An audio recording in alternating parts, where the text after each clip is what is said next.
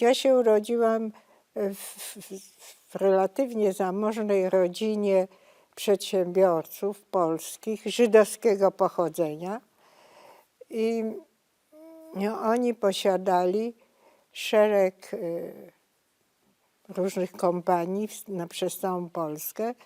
Byli też wybrani jako reprezentanci salonów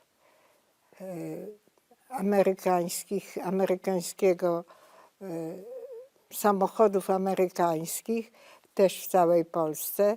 To był jakoś tak się nazywał, przypomnę sobie dobrze tę nazwę.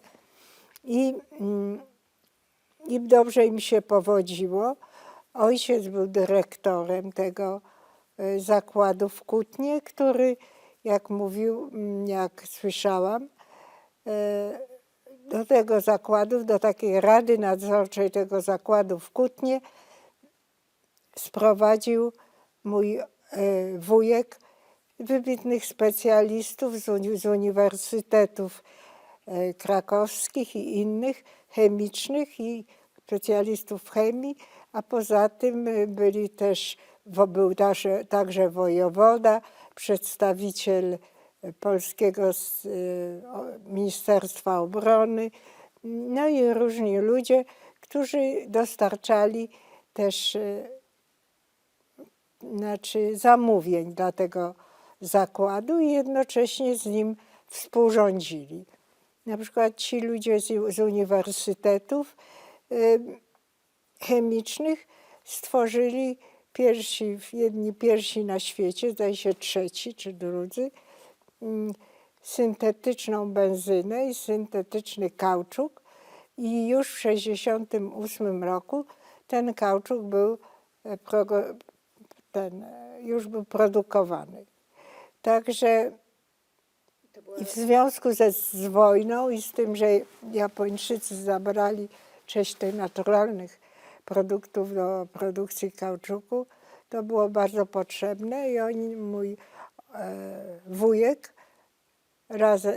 wyjechał najpierw do Anglii, potem do Europy, potem przyjechał, żeby zabrać swoją rodzinę tuż przed wojną, a moja matka była lekarzem i jak byliśmy bardzo malutcy, co też widać na tej książce, którą mój syn napisał i znalazł wszystkie dane do tego. Mieszkaliśmy w Kutnie, w bardzo przyjemnej willi.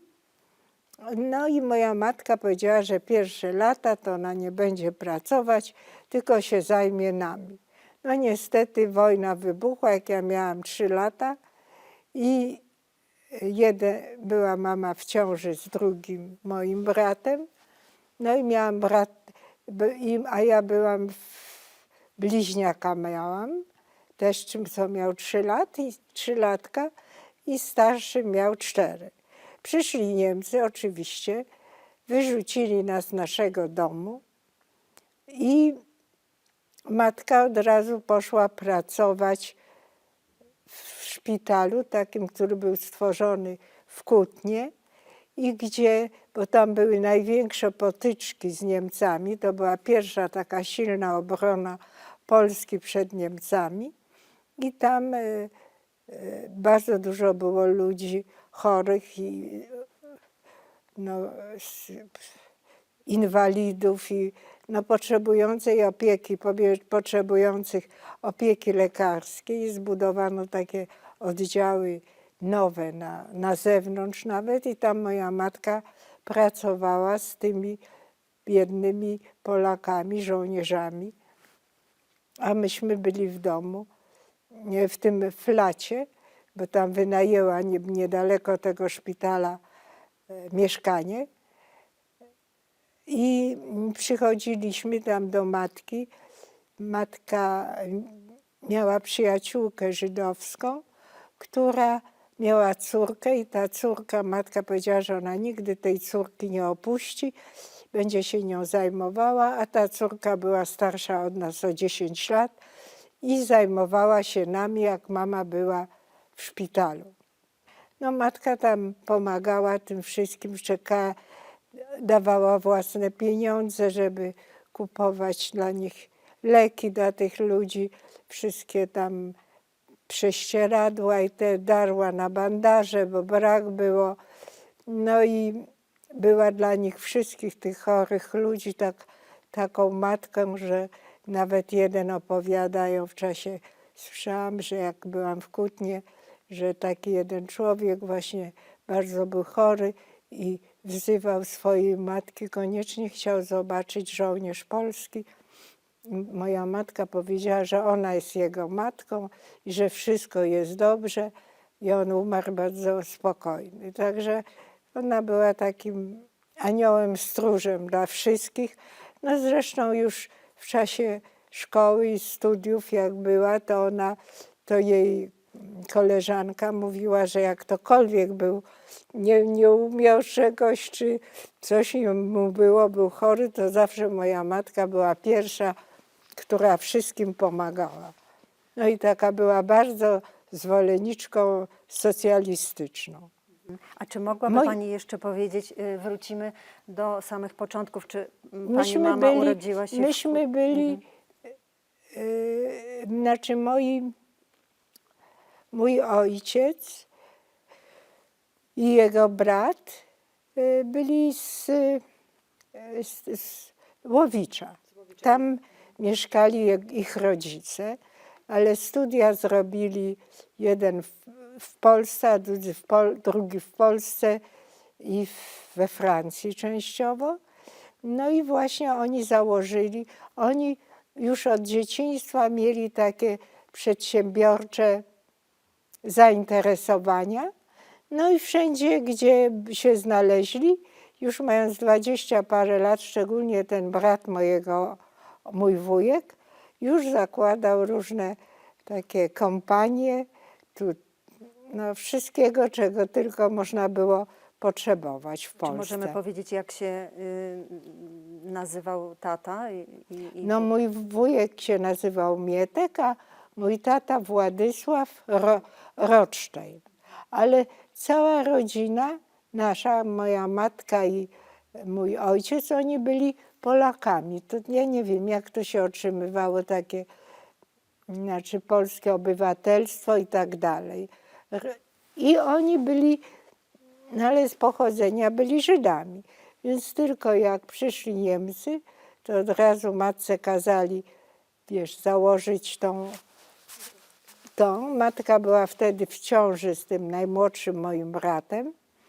No i w 1940 roku, jak już tam ten nacisk w Kutnie się jak gdyby trochę uspokoiło, pojechała do Warszawy, gdzie była jej matka, też chora i na tyfus wtedy, i rodzina ojca też bardzo chora na różne choroby, bo to byli starzy ludzie. Mój ojciec w 1939 roku matka powiedziała, że ona ma zawód, bo ona miała doktorat no tam jest, już nie pamiętam dokładnie w jakiej dziedzinie w tej chwili, ale lekarski. I ona powiedziała, że ona sobie da radę z dziećmi, a niech ojciec ucieka, bo był we współpracy z Polskim Ministerstwem Obrony i oni mogą mu wielkie krzywdy zrobić. No oczywiście nikt nie myślał, że to Niemcy wynajdą sobie Żydów jako takich ludzi, których tylko trzeba mordować. No, to nawet, nie wiem, chyba nikomu nawet w głowie nie świtało, że to coś takiego będzie. No ale w każdym razie ojciec wyjechał, miał się tam dostać do Lwowa i do oddziałów polskich, jeszcze przed Andersem, na oddziałów polskich walczących na zachodzie i mających dowództwo w Londynie, prawda? Taka była, ale już tam gdzieś w Lwowie jakoś późno chyba wyjechał, bo oni, matka i ojciec, mimo że ich wujek mówił, wyjedźcie z Polski, wysyłam wam wszystko, tylko przyjedźcie, brat ojca. Oni nie, oni mówili, tu mamy nasze obowiązki i tak dalej, to jest nasza ojczyzna, my tu będziemy pracować. Ale przypuszczam, że nikt nie przypuszczał, co to będzie, co to za koszmar będzie w Polsce. No ale jak zaczęła się wojna, matka mówi: jedź, bo ty byłeś jednak związany z Ministerstwem Obrony, w związku z tym możecie czekać jakieś nieprzyjemności, a ja jestem tylko lekarzem, to nic mi nie będzie. No i okazało się, że było. Od razu kazali jej potem nałożyć tą taką żydowską tą opaskę. Ona pojechała do Warszawy, ta matka w końcu umarła. To była jedna z bardzo pięknych osób w Warszawie, jedna z największych kobiet. I ona miała własne jakieś wydawnictwo polskie, ale Pani ona babcia, umarła. tak? Mama mamy. Nasza babcia. I ta rodzina ojca, też matka się nimi zajmowała, ale też zostali wywiezieni do getta i razem potem matka z nami wszystkimi też znaleźliśmy się w getcie. I matka od razu, jak tylko się wyjechała do Warszawy i zakończyły się sprawy z jej rodziną, pracowała w Czystym, taki wielki szpital był, których część przeniosła się potem do getta, jak Niemcy to zamykali, i zajmowała się cały dzień tymi dziećmi, szczególnie małymi dziećmi, które tam na ulicach umierały bez jedzenia, bez niczego. No, pracowała cały czas tam w tym i wracała wieczorem. I wtedy nas uczyła polskiego, czytać, pisać, bo myśmy nie mieli żydowskiego, takiego historii żydowskiej. Myśmy raczej byli jakoś tacy, czuli się moi rodzice Polakami, no Żydami też, ale uczyliśmy się później w szkołach polskich, ale jako mały to raczej polska literatura i język polski i tak dalej. Także nasza matka wieczorami uczyła nas jeszcze oprócz tej pracy. A tam w getcie mieszkaliśmy pod tym szpitalem, w takim małym mieszkaniu, gdzie wszystkie tam trochę tych mebli z tych mieszkań w Warszawie były przerzucone. No i ta córka tej przyjaciółki się nami zajmowała. Też często byliśmy głodni, bo nie było co jeść. Jak matka coś miała, to dawała tym dzieciom w szpitalu. Tutaj ja miałam i brat, cali byliśmy pokryci takimi ropniami, bo tam nie było ani, wie pani, wyjść na dwór było trudno, bo tam wszędzie dzieci umierające i ludzie biedni, tacy w tym getcie. I taki wielki mur nas dzielił od tego getta. Ciemno, zimno. Matka przychodziła dopiero wieczorem, bo tyle było straszliwych cierpień tych Żydów małych, tych ludzi. I nie było, miała tam taką, nie opiekunkę, ale pielęgniarkę. Ale cała praca, czy te wszystkie, no, często jakieś operacje i tak dalej, bo różne były rzeczy dla tych dzieci. To sama matka robiła, bo poza tym dużo ludzi wyszło z getta przez tam różnymi sposobami i ona właściwie została prawie sama w tym szpitalu. No potem, kiedy widziała, że robi się coraz trudniej, to miała przyjaciół w tej fundacji. Taka była fundacja, już w tej chwili nie pamiętam, ale przypomnę sobie, jak się nazywała. I właśnie ten Trojanowski był jeden z przewodniczących tej fundacji, A kim Żygota. Żygota. A kim był ten pan Trojanowski? Pan doktor Trojanowski to był doktor, który mieszkał na Placu Unii i on był chirurgiem i on zajmował się, to był Polak, który zajmował się często i co właściwie przez całą okupację z operacjami Żydów. To znaczy tam te problemy z seksem, on to naprawiał profesjonalnie i jako przez chirurgię. Tak samo niektórzy mieli duże nosy, to zmniejszał te nosy. No wszystko robił, żeby Żydów przystosować żeby nikt nie poznał, że to jest Żyd w czasach niemieckich, prawda? No więc on miał taką całą na Placu Unii, gdzie miał tam swoje mieszkanie. Miał 2 córki, bardzo piękną żonę, Polkę też, ale on cały czas był zajęty tymi pracami albo w szpitalu, albo w pomocy Żydom. I on był w tej Żygocie, nie wiem jakie on miał stanowisko, ale na pewno wysokie. I on nas wyprowadził z getta. I wtedy, a ja wtedy miałam 6 lat, ci moi bracia też bliźniak 1,6, 1,3, ten mały, Staś, a ten inny jeszcze, czy 2 nawet, bo on w 40 roku się urodził, ten najmłodszy. I Robert był o rok od nas starszy. I każdy z nas był w innej rodzinie.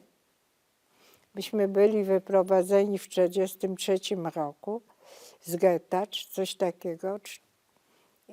A matka, no nie wiem dlaczego.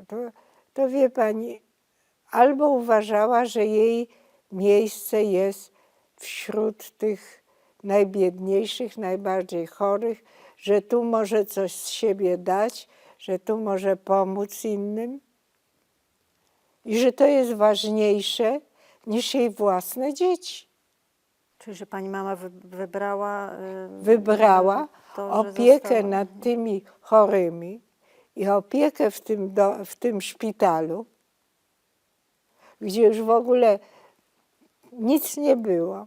Nie było niczego, podobno nawet nie miała, żeby pościel zmienić nie było. Nie było jedzenia. Musiała pilnować, żeby ta nawet czarna mąka, która mieszała z wodą, żeby dać tym dzieciom, żeby nie umierały z głodu, to też musiała to pilnować, żeby tego nikt nie zabierał. No w ogóle ja nie wiem.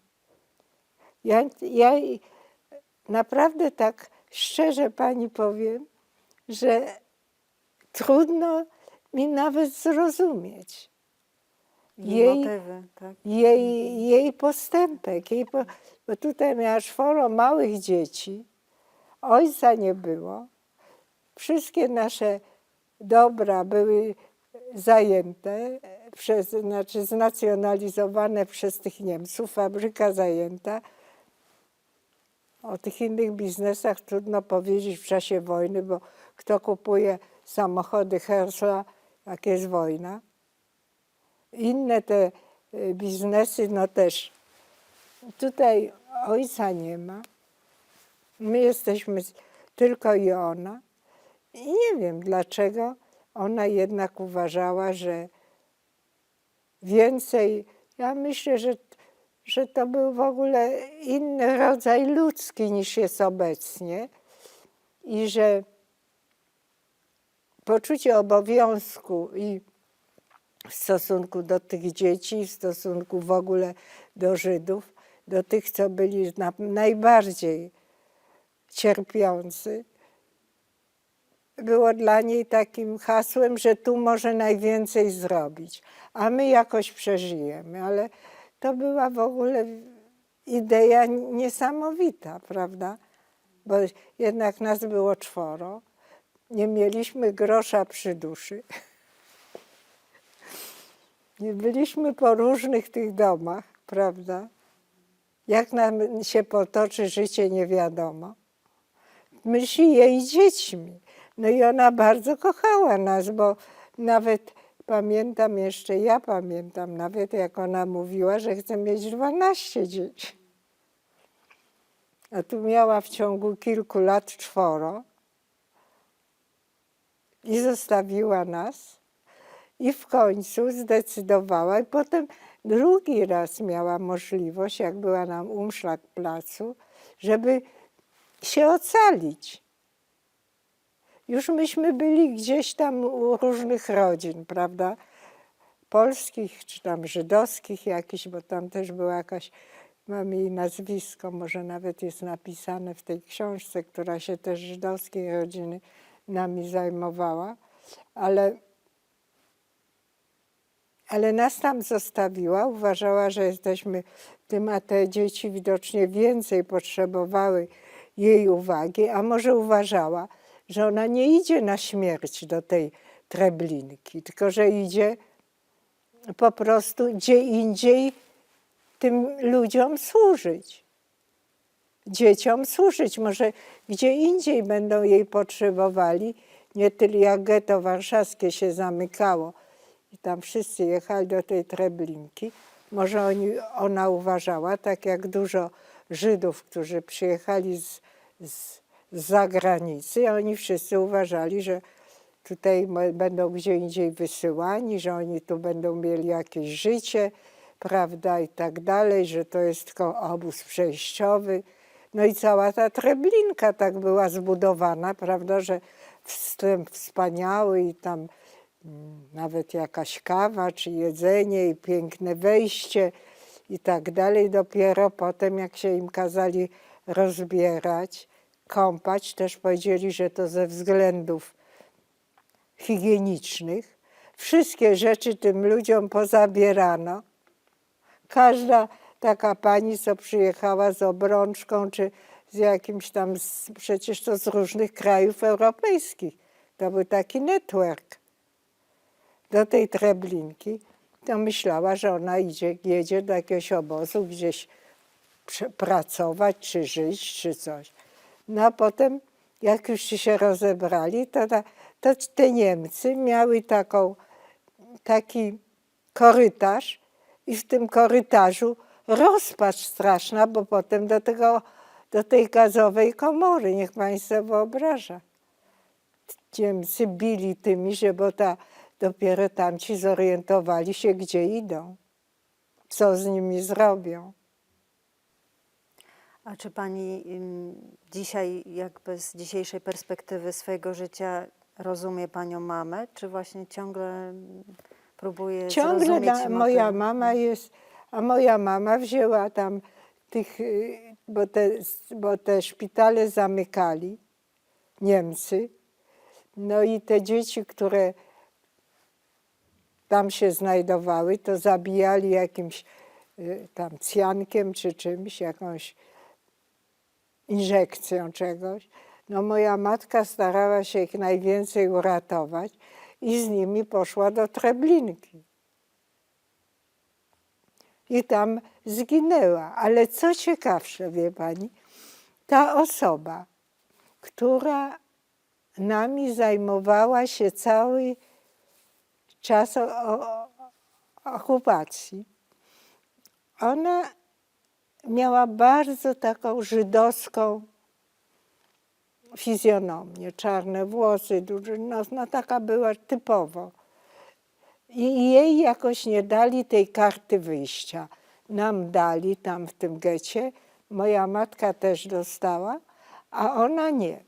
No i wtedy moja matka powiedziała nie, ja powiedziałam mojej przyjaciółce, że jej nigdy nie opuszczę, no to muszę za nią zadbać. Może to było przyczyną. Może to, że tyle tych dzieci chorych, że ona uważała, że gdzie indziej ona będzie, jej zdolności, talent i serce będzie gdzie indziej potrzebne. No zawsze to dla mnie jest zagadką, wie pani. Dlatego, bo normalnie każda matka najpierw dba o własne dzieci.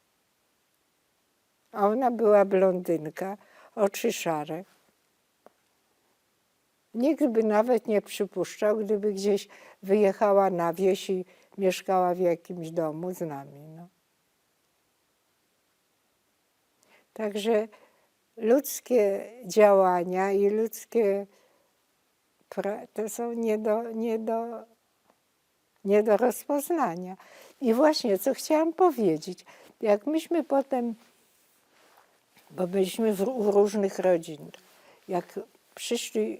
jak Polska została jakoby wyzwolona, to wtedy nas dali do domu dziecka. Ten dom dziecka najpierw był tam koło Warszawy, a potem przeniósł się do Konstancina. I co było bardzo ciekawe, że będąc w tym domu dziecka, któregoś dnia patrzę, przychodzi ta nasza opiekunka z getta. A ja mówię, jak się pani tu znalazła? Ona powiedziała, że ona uciekła z tego pociągu. Do Treblinki. Do Treblinki. A moja mama została tam zamordowana. Coś niesamowitego. I powiedziała nam, że ona wyjeżdża z Polski, co ja się nie dziwię, bo ludzie już mieli tyle strasznych wspomnień. Przecież tych Żydów to traktowano jak insekty. No coś niesamowitego. No dlatego, że on był Żydem, to no tak jakby pani założyła czerwone buty, wszystkich, co mają czerwone buty, mordujemy. W obozach i tak roztrzaskujemy. I to Niemcy, ci, co się tak szczycą swoją stuletnią kulturą, co mieli tyle pisarzy, malarzy, nie wiem kogo. Chrześcijanie jakoby. No jak? No i dla mnie to do tej pory jest, no jak można przerobić naród w ten sposób, że każdy, który mógł, to mordował drugiego. No jak można mordować małe dziecko? No jak można miliony ludzi wsadzić do obozów gazowych? Bez niczego. Przecież oni ani nie mieli broni, nie walczyli przeciwko nim, tylko żyli.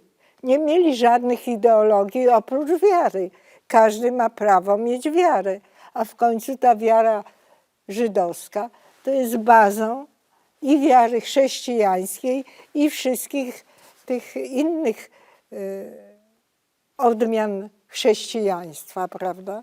Także nie wiem, dlaczego oni postanowili ni stąd, ni zowąd, ale nawet jeżeli by mi kazali coś robić, to ja bym powiedziała nigdy. Ale że ci wszyscy ludzie, ci Niemcy,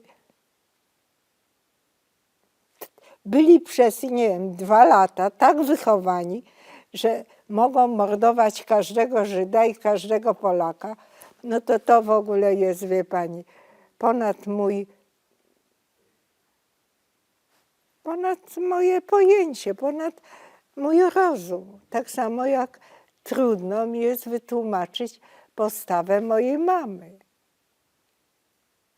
Ja myślę, że ona była tak, uważała, że ważna jest jej praca i tyle ludzi jest niszczonych, mordowanych i tak dalej, że ona musi im służyć.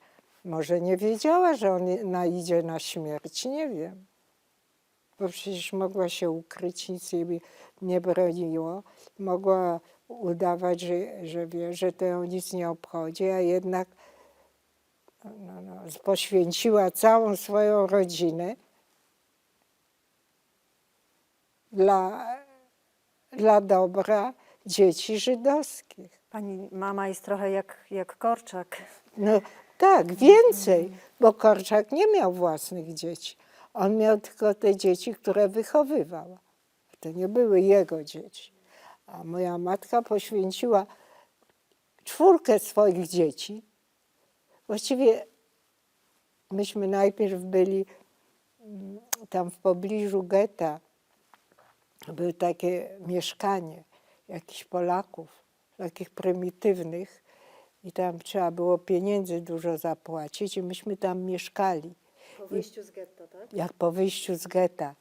I pamiętam, że tam ja ciągle wołałam o moją matkę.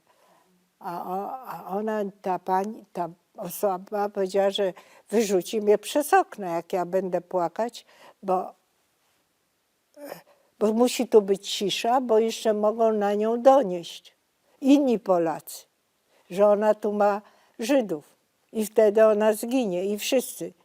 Także tam musieliśmy prawie nie oddychać, póki nie zostaliśmy przez tego Trojanowskiego i jego rodzinę. Ja mieszkałam z tymi Trojanowskimi.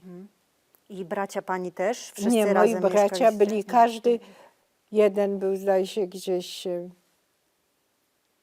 koło Warszawy, w innych miastach, wśród Polaków albo rodzin żydowskich. Nie wiem, czy to Łukasz wyśledził, bo Łukasz potem, on czując się Żydem, napisał tą książkę. On znalazł te, częściowo ja miałam takiego przyjaciela, bo po przyjeździe tu do Polski, bo no znaczy tak, no i potem myśmy byli w tym Orfelinaż. Wszyscy czworo. W tym Konstancinie, tak? W Konstancinie. Najpierw byliśmy w Otwocku, a potem w Konstancinie. Jak już się zmieniły władze tu chyba, jak Niemcy już wyszli. I moja matka też chciała, żebyśmy byli razem. No i myśmy byli razem. I to był bardzo dobry w jakimś sensie orfelinacz. Tam było w sumie 50 dzieci, a myśmy byli jedynie dziećmi żydowskimi.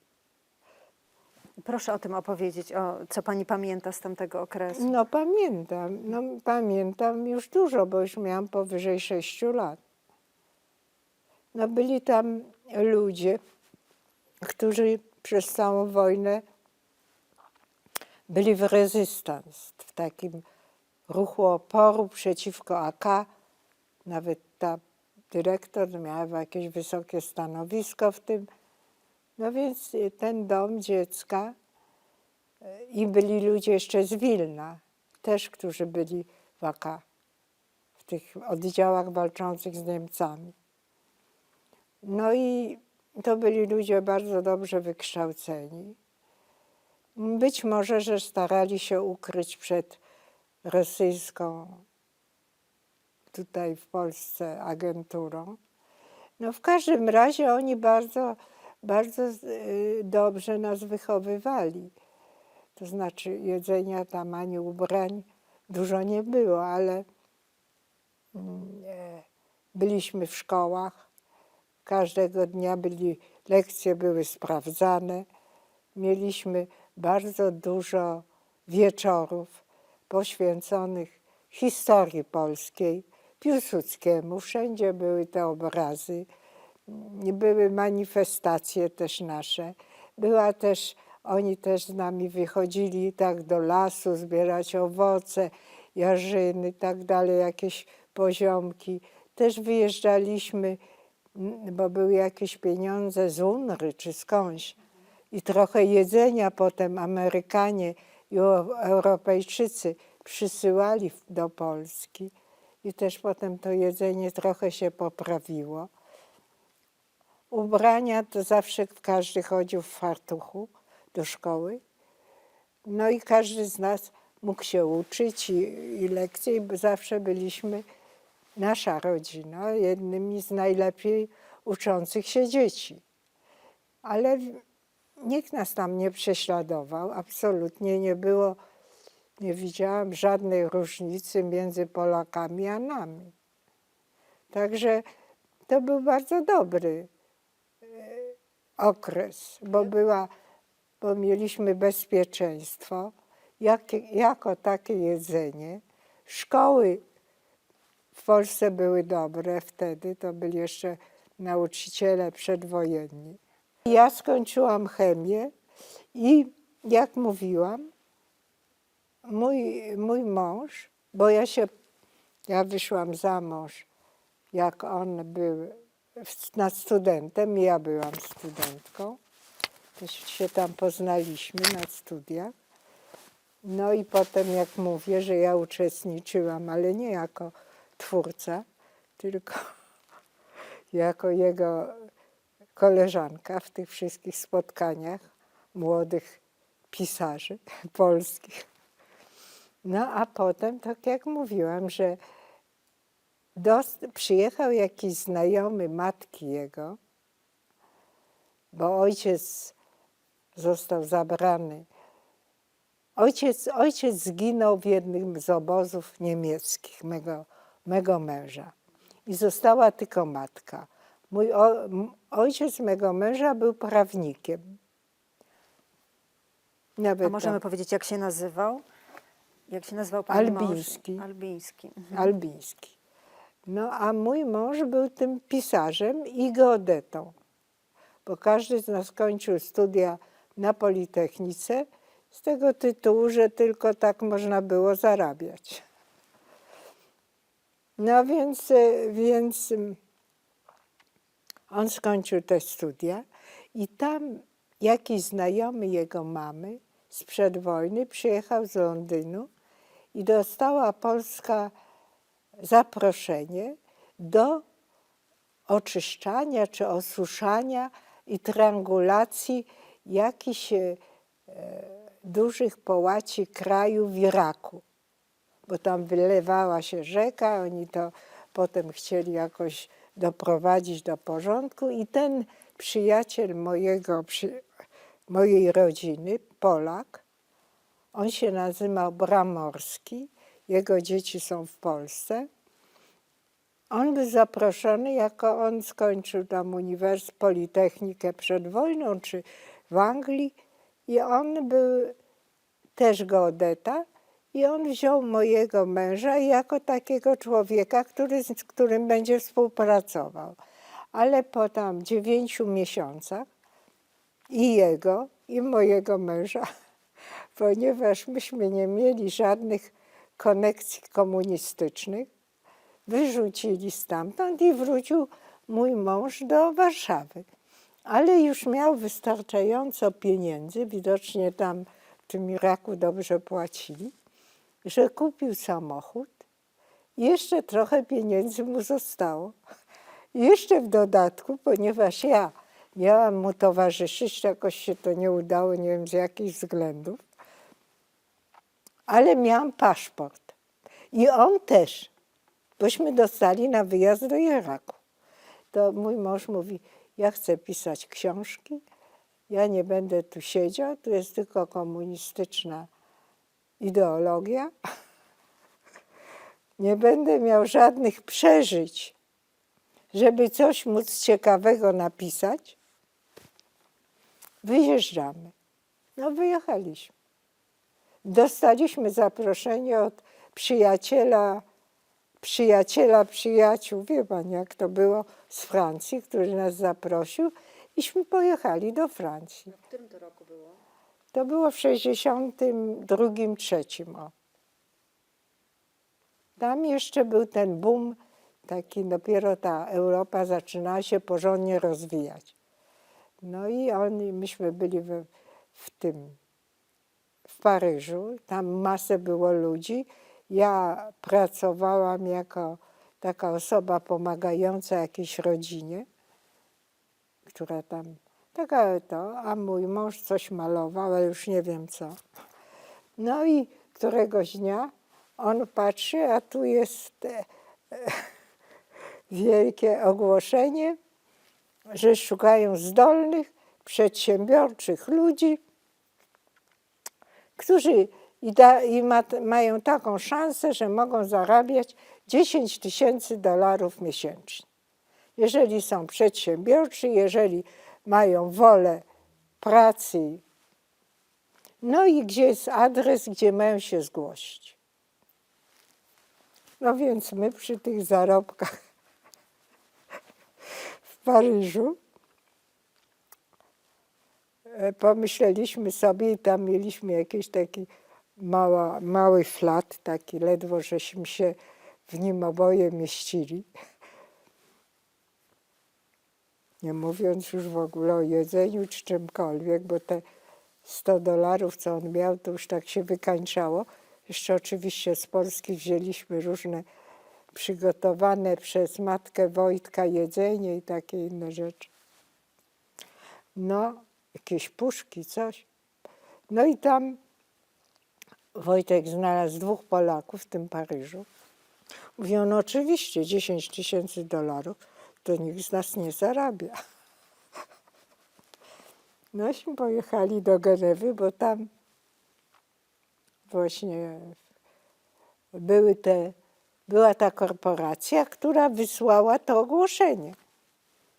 No to oni się pięknie ubrali. Ja tam usiadłam w parku koło tej korporacji, bo ona tam, wiem gdzie to było. No i oni powiedzieli tam w tej korporacji, bardzo dobrze, bardzo, bardzo nas cieszy się, żeście przyjechali. Widzę, że trochę znacie angielskiego. No, ale wierzę, że macie jakieś pieniądze. Jeżeli zainwestujecie tam już nie wiem ile milionów, czy tą naszą organizację, to my wam tam przydzielimy pracę albo sami możecie ze swoimi pieniędzmi, że będziemy się zajmować jakimś, już nie pamiętam co to było. W każdym razie od początku było niemożliwe, bo żadni, ani ci moi polscy przyjaciele, ani my nie mieliśmy takich $1000, żeby tam mieć udziały w tej korporacji, która zajmowała się, już nie pamiętam, ale gdzieś mam to zapisane, czy jakimiś takimi pracami. Także mój mąż od razu poszedł na Stare Miasto w Genewie i tam zobaczył to biuro geometrii. No i tak Pan Bóg dał, że akurat w tym biurze odchodził jakiś specjalista. Od tego tam był właściciel i 2 pracowników. No i ten właściciel, on powiedział temu, mój mąż, temu właścicielowi, pamiętam, nazywa się Gibert, że on zna się na geometrii, jest geodetą. No to ten powiedział, zrobimy ci egzamin. No oczywiście, że Wojtek wszystko wiedział. No to powiedział, no to świetnie, będę miał dobrego pracownika, bo ten miał 20 parę lat. Mówi, tylko muszę ci wyrobić papiery. Pozostań tu tam trochę czasu, a ja ci wyrobię papiery, żebyś mógł pracować w Szwajcarii. No i tak jak powiedział, tak zrobił. No i tam jakąś pensję Wojtek dostawał. No i częściowo pracował. A no i pani pracował. co robiła w tym czasie? No ja oglądałam Genewę i też szukałam jakiegoś zajęcia, chociaż przeżyć mogliśmy tam bez wielkich trudności. To znaczy nie było to żadne bien-être, ale okej. No ale okazało się, że tam druga jakaś korporacja w Seszeronie, która zajmowała się transformatorami, różnymi elektrycznymi aparatami, potrzebowała chemika do laboratorium, który badał różne materiały używane jako izolacja w tych różnych aparaturach. No i tam powiedzieli, jakie mają mieć dane, co my mamy badać. Dali mi laboratorium i 2 młodych tych Szwajcarów, żebym ja tę pracę prowadziła. No to ja ich nauczyłam, jak tam miareczkować, to tamto, ważyć to. Bardzo szybko się nauczyli. Jeszcze moja teściowa z Warszawy przysłała mi taką książkę jeszcze dodatkową, jak takie rzeczy się bada, bo jakoby było w Polsce to opisywane. Także bardzo dobrze tam pracowałam.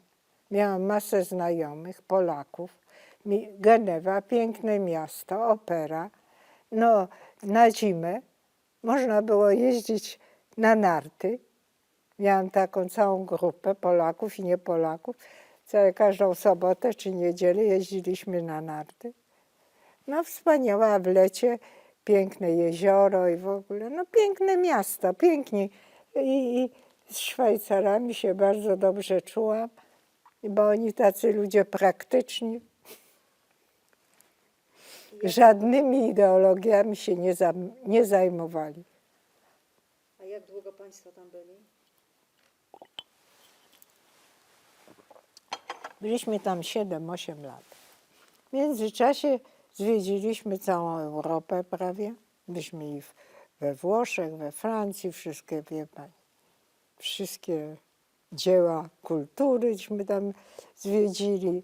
Pamiętam na Boże Narodzenie jeździliśmy zawsze do Włoch. Tam były piękne święta tego Bożego Narodzenia i Nowego Roku. No, mnie się bardzo przyjemnie pracowało, miałam bardzo miłych przyjaciół. No i wtedy mój mąż powiedział, nie, ja już tu nie chcę być. Ja mówię, a dlaczego nie chcę? Nie, bo ja muszę mieć trochę adventure, tu wszystko jest takie ułożone, że ja nie będę miał o czym pisać. No człowiek ma takich mężów, jaki se wybrał. Bo Państwo wychowali dzieci raczej w... Polskiej kulturze. Czyli o tym, że Pani jest Żydówką, w domu się No nie to mówiło. wiedział mój mąż, ja wiedziałam, jak przyjechałam z tej to pierwsza rzecz, co zrobiłam, poszłam do takiej rodziny żydowskiej, ta jej matka się Dobrowolskiej, takiej pani, która się przyjaźniła z moją matką w czasie studiów i w szkole i tak dalej. Zrobiłam taki piękny, jak to nie ozdoba, ale taką tą płytę na grobie tej rodziny, która była w przyjaźni z moją matką i tam napisałam właśnie, że najdroższej matce, ale też, bo moi bracia wszyscy się pożenili z kobietami polskimi. No i też mieli obywatelstwo polskie i takie, a polską i identity. Tożsamość. Także żeby ich tam niespecjalnie, żeby nie mieli jakichś problemów czy czegoś, nie wiem. No to ja napisałam mojej matce, tam Halinie i tak dalej. Także tam ja powiedziałam mojemu mężowi, ale mój mąż miał matkę, która też była bardzo serdeczna. Jak on wyjechał, a ja jeszcze nie wyjeżdżałam, to ona się zawsze mną opiekowała i pomagała mi w tych moich studiach i tak dalej. No bo skąd tu wziąć pieniądze na życie? Ona też dużo nie miała, ale wszystkim się ze mną dzieliła. Że była bardzo szlachetną osobą. Wszystkie papiery polskie mi i moim braciom załatwiła, bo myśmy mieli inne nazwiska. Jak się Państwo nazywali właśnie według tych nowych papierów, nowej tożsamości? Nie mieliśmy rowińscy. Rowińscy. Mhm. To ona nam załatwiła. Nie wiem dlaczego, bo mnie w Polsce nikt nigdy nie prześladował. Słowa złego nie słyszałam. Może ludzie nie wiedzieli. Albo nie wiem dlaczego, nigdy nie czułam się jakoś pognębiona, że jestem Żydówką. Ale nie wiem, co moi bracia, bo ja byłam za granicą. A Pani się otwarcie przyznawała? Jeżeli Pani miałaby powiedzieć, kim jest, kim się czuje, to jakby No Pani ja swoją powiedziałam, że moje określiła? identity to jest moja, ja jestem Żydówką, ale identity polskie, bo mam polskie korzenie tutaj.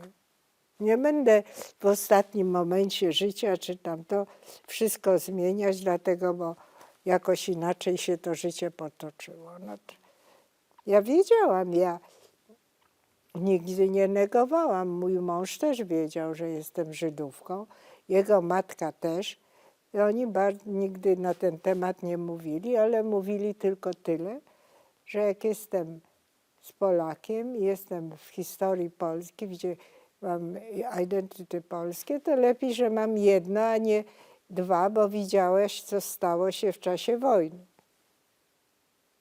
Ale i tak tam gdzieś byłam notowana jako Żydówka na pewno wśród tych komunistycznych grup, bo jednak ten mój jeden starszy brat stracił tego, nie został przewodniczącym, został zrzucony z tego Instytutu Lotnictwa czy czegoś, a ten drugi wyrzucony z tych Chin. Także oni też musieli jakoś nie czuć się zupełnie Polakami, bo no nie wiem, może też trzeba było zmiany, wie pani, nie wiadomo. No ale wszyscy jednak mieli dobre posady i wyjeżdżali też za granicę i okazało się, że potem ten mój ojciec, który gdzieś się schronił. Właśnie, jakie były losy pani taty, bo o mamie powiedzieliśmy. Tak, o mamie już powiedziałam. co się działo Mama z to w tatą? ogóle powinna być bohaterką narodu żydowskiego, tak ja uważam. I polskiego, i żydowskiego, ale przede wszystkim żydowskiego. Ale ten ojciec mój zamiast znaczy nie to zamiast, tylko tam weszli już ruskie. To było widocznie już po 17 września. Do tego Lwowa i tam wszędzie i oni go zabrali.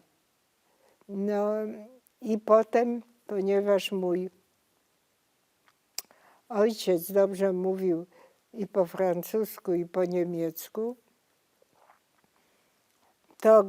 i miał tam jakiegoś przyjaciela, z którym wyjeżdżał do Rosji i ten przyjaciel zdaje się miał przyjaciółkę, która była w NKWD czy coś takiego i ona jemu załatwiła, temu mojemu ojcu i temu swojemu kochankowi czy mężowi, nie wiem, się tak nie wgłębiałam, tylko że dostał pracę w Niemczech, żeby w tych NRD, żeby te wszystkie fabryki tam optyczne, inne wszystkie przerzucać do Związku Radzieckiego. Lajkę tam coś i z Polski też. Także ubrali go w jakiś mundur, tam skończyło się, no i w Polsce, jak on przyjechał tu, on miał, jak ten mój ojciec, miał przyjaciółkę, Rosjankę. No i ojciec, jak był w tych Niemczech, to jego brat z Ameryki wysłał mu bilet, żeby przyjechał do Ameryki. Żeby zabrał dzieci, przyjechał do Ameryki. To było początek tam, no nie wiem, lata 50. pewnie. No i on chciał przyjechać, ale ta jego przyjaciółka powiedziała, nie możesz przyjeżdżać, bo moja rodzina dostanie się do łagrów czy coś. No będzie prześladowana w Rosji. Bo ona zostawiła rodzinę w Rosji, matkę tam, ojca, diabli wiedzą kogo. No to mój ojciec od razu pojechał do Kutna i chciał dostać ten dom, gdzie był, a tam już w każdym pokoju była inna rodzina. Jak to Polacy robili, nacjonalizowali. Czyli pani tata po wojnie przeżył i wrócił do Kutna. Wrócił do Kutna, tam, przeżył, wysłali go Rosjanie do zabierania wszystkich fabryk i w Polsce i w Niemczech przede wszystkim. Były fabryka chyba zegarków, jakieś tam wszystkie, jakie były, żeby tam w Rosji je robić. I teraz ubrali go tak pięknie. No i tam w Polsce on spotkał się z tym Trojanowskim, który nas uratował z getta. No i on przyjechał jakimś, nie wiem skąd on miał, pewnie od ruskich. Jakiś wspaniały samochód. No nie wiem jakiej marki, bo mnie nigdy samochody nie interesowały. No i ten swój samochód, co tam dostał, czy miał go przewieźć z Niemców, nie wiem dokładnie jaka to była historia, czy ten samochód miał przewieźć do Rosji, czy ktoś tam jakiś wysoki nie chciał tego samochodu. On oddał temu Trojanowskiemu zagrodę, że uratował jego dzieci. I czy państwo wtedy się spotkali, jak on przyjechał do On Polski? się spotkali tu w Warszawie. Ale czy z panią i pani Tak, braćmi? on też nas odwiedził. Czyli się Pamiętam, zobaczyliście. jak byliśmy w tym domu dziecka, przyjechał samochodem i nawet tego starszego brata posadził, mówi, no kieruj, ty będziesz kierowcą. No i tam jeździliśmy i tak dalej. Także on absolutnie i do nas wszystkich się przyznał. Zrobił z adwokatem takie życzenie, że on jest właśnie ojcem naszym i tak dalej. Oczywiście to nie było żadne finansowe wsparcie, bo skąd on mógł mieć? Jedyną rzeczą, co tam dostał, to ten samochód, który oddał temu Trojanowskiemu. No, z wdzięczności. No ale zdaje się, że pojechał do tej Rosji. Tam mieli pretensje, gdzie ten samochód. Ale czy państwo czy tata jakoś nie chciał tu zostać? Chciał, ale ta żona jego, nie żona, tylko przyjaciółka wtedy, powiedziała, ty nie rób tego, bo moja rodzina zostanie zniszczona. Pojedźmy do Rosji, Rosja nam da te paszporty. Nie ma powodu, żeby nas trzymali. Ale on wrócił do Rosji. Nie wiem, czy to o ten samochód poszło.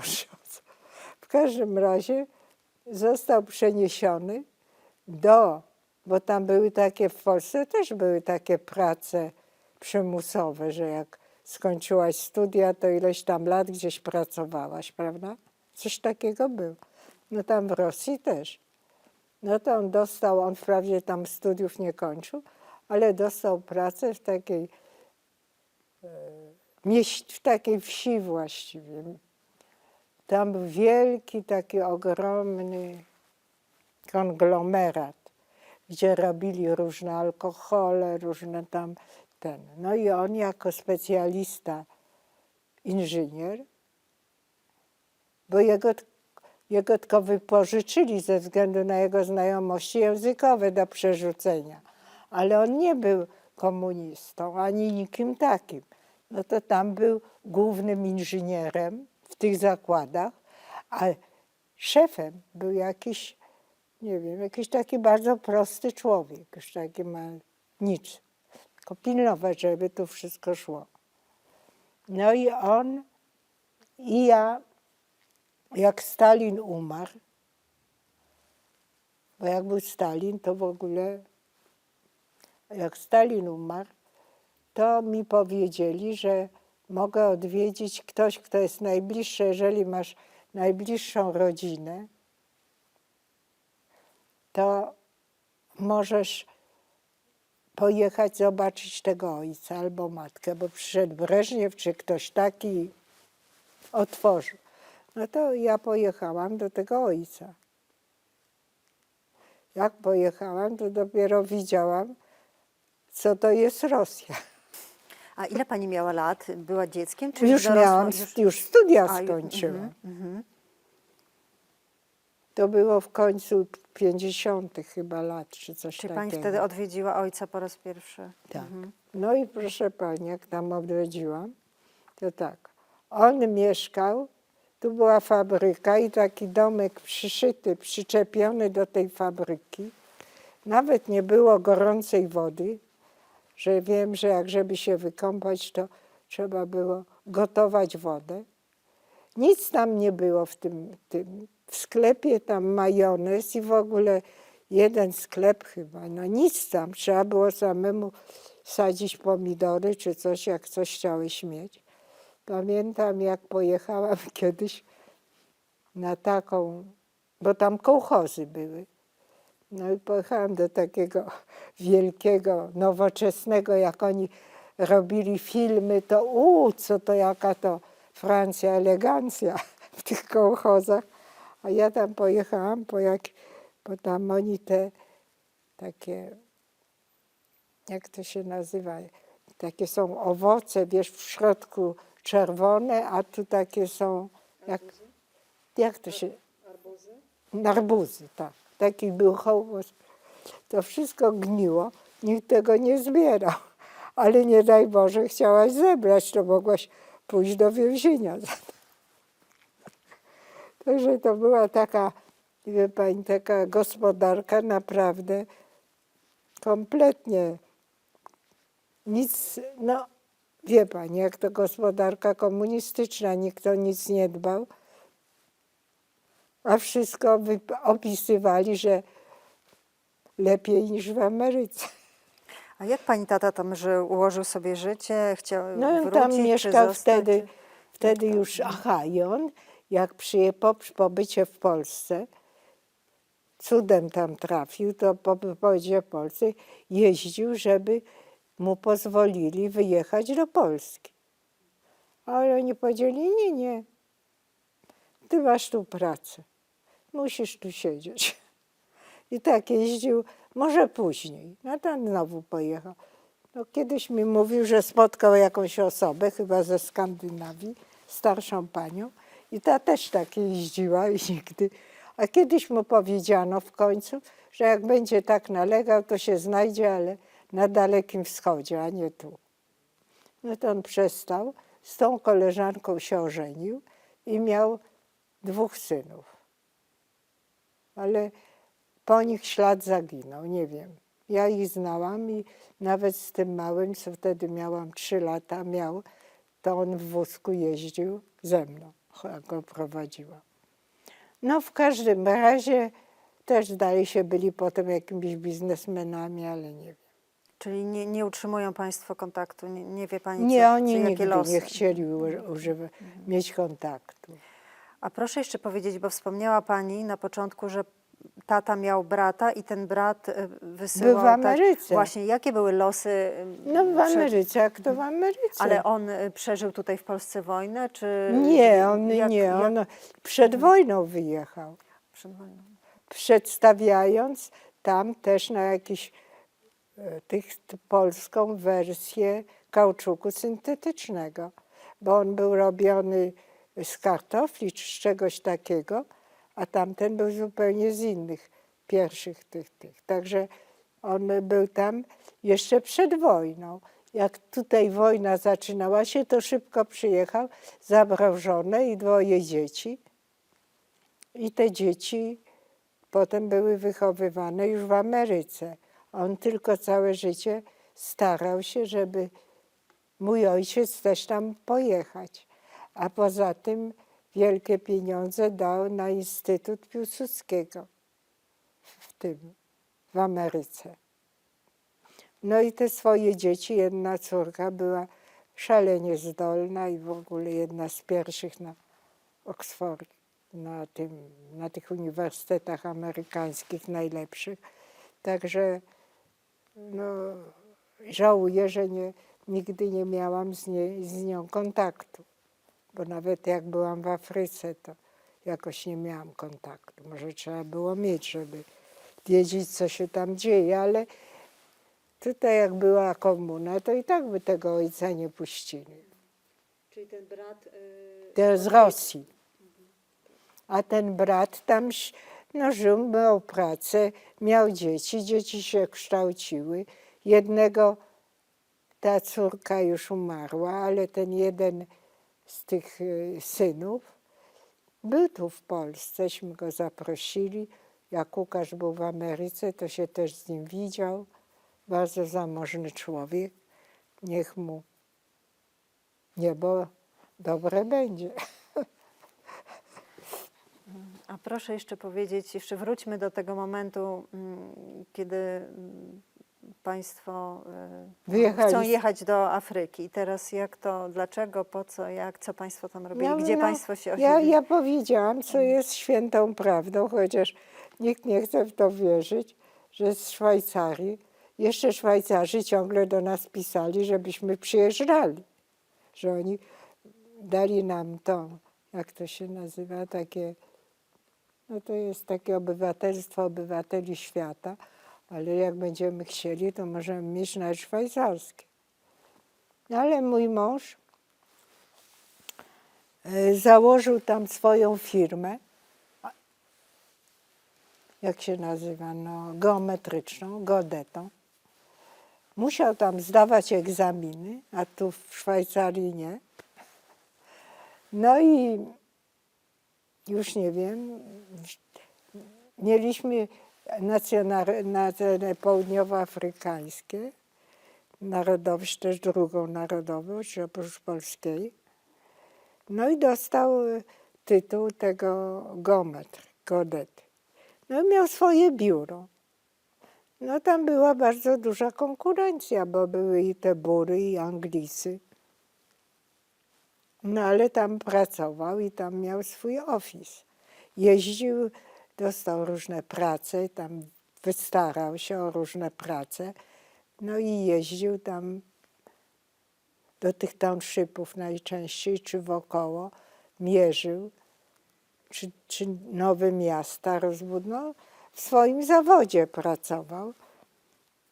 No a jak dzieci kształciły się tam i ja pracowałam no tam w tej Afryce Południowej, Gdzie Pani pracowała? była duża kolonia polska.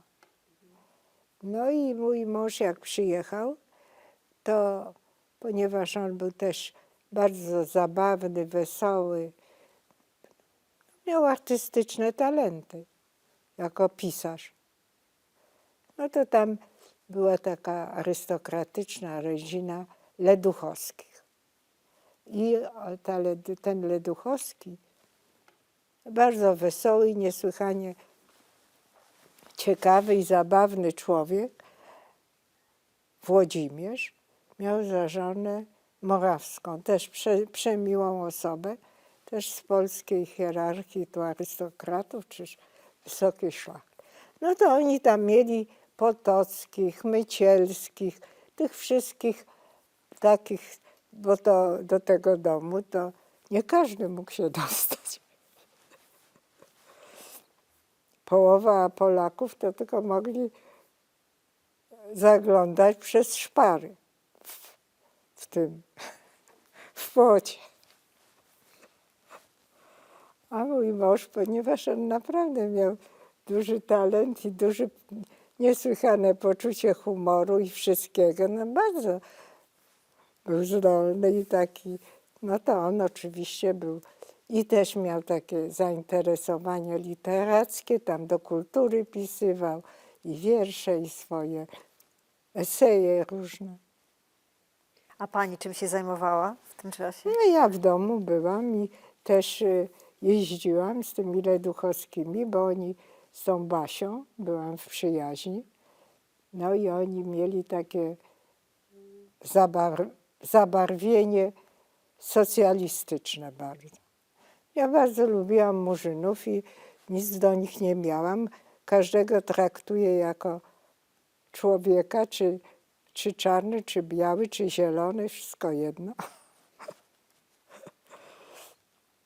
Ale ona oddawała się bardzo takiej pracy społecznej, ta Basia.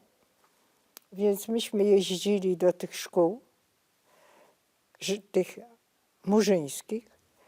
Tam zbieraliśmy dookoła wszystko, co można było, bo te szkoły w południowej Afryce były niedoinwestowane, to nie miały żadnych tam do muzyki takich, wie pani, czy jakieś radia, czy jakieś ubrania, bo też wszyscy w szkole to tam nie tak jak w Polsce czy gdzieś, tylko każdy musiał być w mundurku.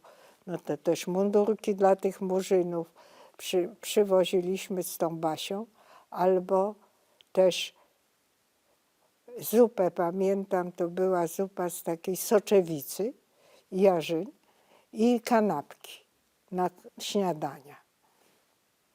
No i tak z nią współpracowałam, bo on i ona to byli tacy no, krzewiący socjalistyczne idee. No ja się też zgadzałam, że nie wiem dlaczego tych parę murzynów, co tam było, dlaczego oni mają mieć inne prawa niż biali. No, też się musieli uczyć, też musieli zdawać egzaminy. No jak się ich zatrudniało, to musieli mieć kwalifikacje takie jak biały. To po co ich dzielić na białych i czarnych? No więc ja, jako że mam naturę otwartą i nie taką pryncypialną, uważałam, że trzeba im pomóc. No i z tą Basią i z tym Leduchowskim tam bardzo, no im się bardzo też dobrze powodziło. Mieli piękny dom, dużo ludzi, jako że mieli takie socjalistyczne poglądy, no to bardzo dużo ludzi ich, no bardzo dużo ludzi z zagranicy, szczególnie z Europy, różni pisarze, różni dziennikarze, różni tam tacy postępowi, oni wszyscy tam do niego przyjeżdżali. Tam były zawsze obiady, jakieś no, bardzo przyjemne przyjęcia, że tam często bywałam. Bardzo wielkiej przyjaźni byłam też z tymi różnymi arystokratami. Tymi Potockimi, Mycielskimi, tam już nie wiem, cała gromada ich.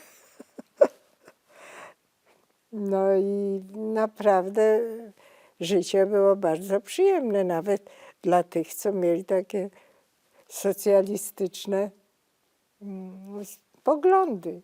Ja nie widziałam, żeby ktokolwiek nas tam prześladował.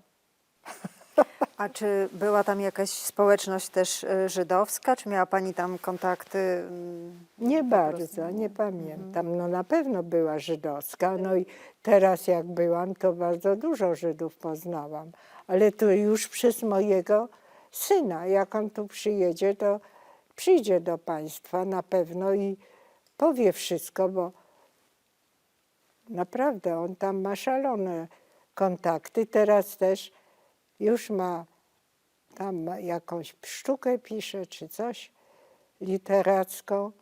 No a oprócz tego on jest takim dobrym biznesmenem, finansowo świetnie sobie radzi. No i teraz on jedzie na jakiś, no właśnie, zjazd Holokaustu w Kenii. No i mnie zaprosił do Kenii teraz. Mam tam 21 pojechać, a potem tam do niego, jak on będzie tą swoją sztukę wystawiał gdzieś w teatrze w Johannesburgu. Ta sztuka czego dotyczy? Jakiś... No, Holokausty żydowskiej, no i naszej rodziny i tego wszystkiego, co tam się w getcie działo. Także, no jak mówię, on jest wielkim patriotą żydowskim. Ogromnym, no.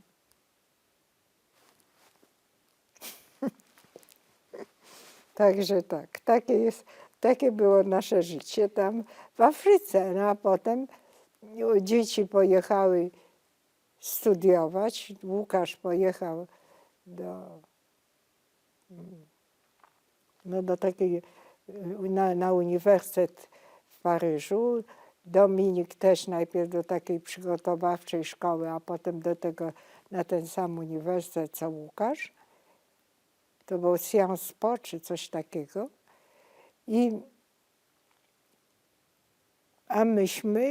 A Wojtek, mój mąż, został wolny. On mówi: Wanda, jedź tam do Polski czy gdzie chcesz. Ja chcę pisać w końcu, na koniec mego życia. Ja chcę w końcu robić to, co całe życie nie mogłem. No bo on sobie pisał coś, ale w swoim biurze ja nie wiedziałam nawet, co on pisał. Czyli pani mąż tam został, a pani wróciła do A Polski? ja wróciłam do Polski, znaczy tam jeździłam, żeby tam wakacje, coś. No ale on chciał być po prostu sam, żeby móc pisać. No i rzeczywiście, proszę pani, będąc sprzedał ten dom, cośmy tam mieli wielki, wynajął jakiś flat i siedział tam w tym apartamencie. Nic nadzwyczajnego. Nie takie jak ma mój syn teraz w Johannesburgu, tylko tak skromny. No i tam pisał te swoje książki.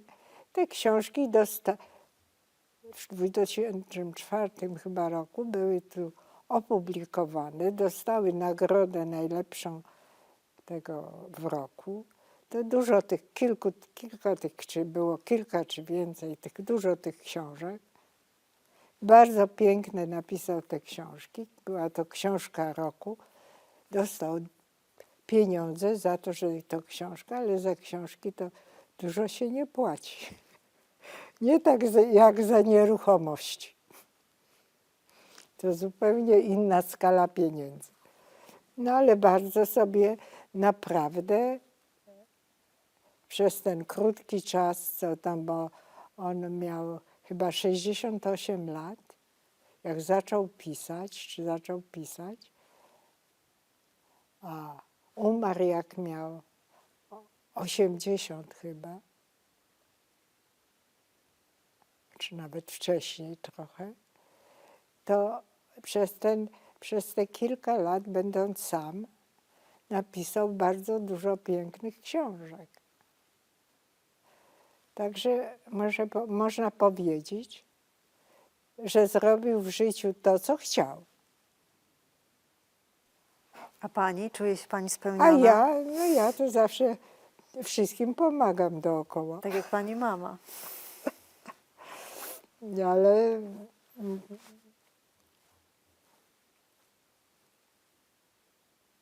nie uważam się za ważną osobę.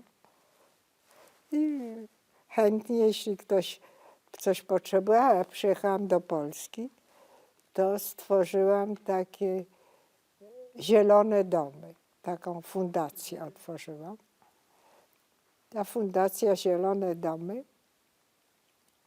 zajmowała się rodzinami i dziećmi, tak w wieku 3-4 lat, trochę starszych. No i tam myśmy uważali z różnymi, chociaż ja nie jestem psychologiem, ale dobrze rozumiem różne sprawy, więc razem z psychologami francuskimi, włoskimi i tymi z Belgii, którzy nam pokazali te zielone domy we Francji, zajmowałam się tą fundacją. Miałam kilku psychologów polskich i przyjmowaliśmy matki z dziećmi. No i sprowadzaliśmy też specjalistów od małych dzieci i uczyliśmy ten personel żłobków i przedszkoli, który partycypował w tych naszych konferencjach, że dziecko to nie tylko jest kwestia, żeby go ubrać, żeby było czyste, ale trzeba mu też zobaczyć, jakie ono jest, jakie ma zalety, co można mu powiedzieć, co można mu przedstawić, żeby już go rozwijać jako małe dziecko, jako człowieka, a nie tylko, że zmieniać pieluszki i czysto i to nie jest wszystko. No i mieliśmy takie zawsze odczyty, no mam te całe takie zbiory tego. To bardzo korczakowskie. Tak, agresja u małych dzieci, co znaczy słowo u dziecka, co to jest rodzina, jak ma rozmawiać się z dzieckiem. No różne, no bardzo w dużej przyjaźni właśnie z Korczakiem, z Korczakowskim, no, z tym stowarzyszeniem, tak, bośmy często uważali wspólne konferencje. Jak pani chce, to mogę pani przywieźć, bo mam całe takie dossier tego. No i to prawie prowadziłam z 20 lat. No mój mąż był coraz w gorszym stanie fizycznym pod koniec. No to tak nie mogłam go zostawiać, więc zrobiłam taki zespół cały Polek, które były w zarządzie. To właśnie byli psychologowie czy pedagodzy. No i one tak wyjeżdżały nawet, bośmy tu dostawali pieniądze. Myśmy mieli z różnych źródeł, myśmy z Francji, z Belgii mieliśmy pieniądze, żeby zatrudniać te panie i żeby prowadzić tą działalność. Także tam w Afryce też miałam, znaczy po przyjeździe do Polski to trwało prawie 20 lat. 20 lat mieszkała pani w Afryce. Nie, jak tu byłam, bo ja przyjechałam w początkach 2000 i potem przez prawie 20 lat, już nie pamiętam dokładnie w którym ja przyjechałam, kiedy mój mąż zaczął pisać te książki, to ja przyjechałam do Polski. No i tu zrobiłam tą Fundację Zielone Domy, którą mogę pani dać, o co to chodzi, wszystko dokładnie. I to przez prawie 20 lat, to prawie, no może 15, 17, świetnie prowadziłam. No. No a potem to już, wie pani, już mam wiek 90 lat prawie, no to już wie pani, myślę sobie, poza tym tam zaczęły te panie, z którymi współpracowałam, a ty nie jesteś psycholog, a ty nie jesteś ty, a tamto. Mówię, dobrze, to bardzo was lubię, pracowaliście przeze mnie tyle lat, ja odejdę, wy zróbcie to dalej. Ale jak to zwykle w Polsce bywa, nikt nie podjął, no bo to trzeba płacić pieniądze własne, trzeba dużo tam siedzieć, pracować, starać się, rozmawiać. Jak nikt tak nie płaci, czy starać się o fundusze, no bo przecież tak z nieba nie skapną.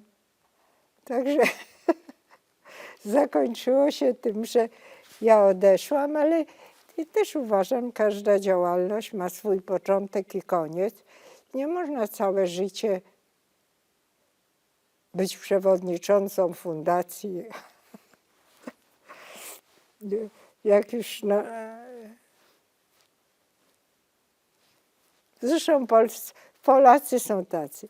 Zresztą każdy musi być niezależny. Każdy, no to jest bardzo piękna cecha, póki nie zawala całej. No jest coś takiego, prawda? Zamiast połączyć się, tyle jest grup, tutaj PiS, tam inni, to, prawda? Zamiast się połączyć, mamy wspólny cel, chcemy mieć Polskę, żeby była dobra, sprawiedliwa, to wyższy cel niż my sami. To nie, każdy chce być przywódcą. Tak się pokłócą, że w końcu Polacy zostaną bez Polski, bo i Niemcy się na to szykują i Rosja. Pani Wando, proszę jeszcze powiedzieć, tak sobie myślę, że chciałam pani zadać takie pytanie, kto w pani życiu przez takie doświadczone i bogate życie, kto był najważniejsze osoby w pani życiu?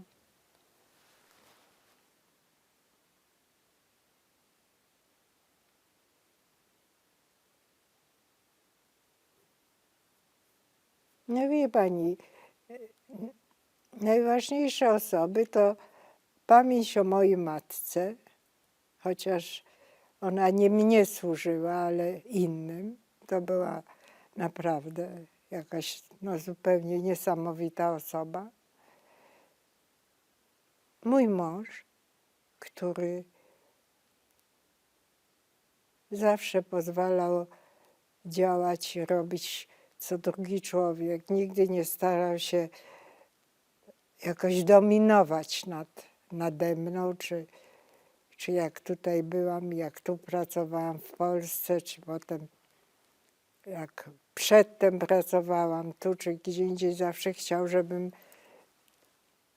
miała jakieś zajęcie, ale jednocześnie, żebym pomagała w domu, żeby te dzieci były wychowane, żeby miały dobre też, i żebym mu była potrzebna. Także nie mogłam tak całkowicie oddać się działalności naukowej czy społecznej, bo też miałam obowiązki w stosunku do mego męża i w stosunku do mojej rodziny, więc tak zawsze jak gdyby na pół gwizdka. Zawsze miałam dużo przyjaciół.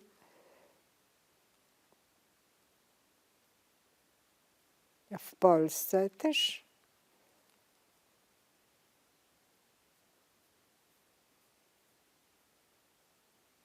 Ogólnie uważam, że Polacy są bardzo życzliwi, często i sympatyczni, ale tak jakoś, żeby ktoś na mnie wywarł takie wielkie wrażenie, jako człowiek, jako intelekt, to może nie miałam szans uczestniczyć w tych, wie pani, gremiach. Bo potem jak tu przyjechałam, to też zajmowałam się tym zielonymi domami, potem się moim mężem, który był chory. Nie miałam szans na to, żeby gdzieś wysoko wzbić się jak orzeł i zarządzać duszami innych. Takie życie jest. Ktoś jeden musi służyć, żeby inni mogli rozkwitać. Myślę, że pani w życiu wcieliła trochę ideał swojej mamy. No trochę tak, no taka ogólna, takie zrozumienie dla drugiego człowieka, nie przejmowanie się żadnymi tymi drobnostkami, że ktoś powiedział to albo tamto, albo ukradł, albo nie ukradł. No to jak nie chcesz kogoś znać, to nie znasz i koniec. No. Nie ma co w ogóle sobie głowy zaplątać. No i zawsze się czymś interesowałam, czy polityką, czy gospodarką, czy no czymkolwiek, co jest ważne, tak samo dla Polski. Bardzo boleję nad tymi rozłamami i tym wszystkim. A to bierze się z pychy, z chęci koniecznie pokazania się, że jest się takim ważnym i w żadnym wypadku nie oddania części tej swojej władzy, czy swojej, nie wiem, wielkości. Nie wiem, co to jest. I to wszędzie ciągle widać, nawet na tych zielonych domach. No, dobrze pracowały, naraz coś tam w głowie szczeliło, nie, to powinno być tak, a to inaczej. No i potem jak się daje im do pracy rzeczywiście, to usuwają się, bo to za dużo. To jest jakaś taka cecha narodowa, ja uważam. Polska. Oby to nie skończyło się w ogóle brakiem jakiejkolwiek suwerenności. Pani Wando, to jeszcze może byśmy przejrzały No proszę ten album bardzo, pani i zobaczy. jeszcze pani opowiedziała, To że niech coś... pani nawet zdjęcia może zrobić.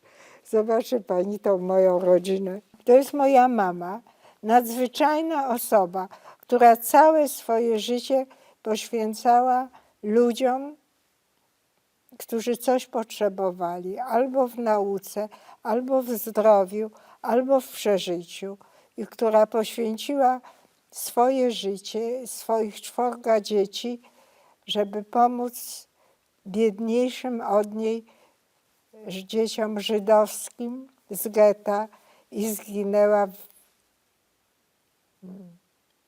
w tragiczny sposób, zamordowana przez Niemców w Treblince. Tych ludzi to są dziadkowie, to są rodzice mojego ojca. Czyli Rothsteinowie, tak? Rothsteinowie mieli 2 synów i jeden syn właśnie to był Pani mój tata, ojciec. Tak. To oni byli z Łowicza. Tu jest mój ojciec, który też wiem, że był w Polsce harcerzem też i był przywódcą takiej drużyny harcerskiej jako młody chłopak. No a potem różnie to życie jego się układało. A jak się poznali tata z mamą? Wie pani?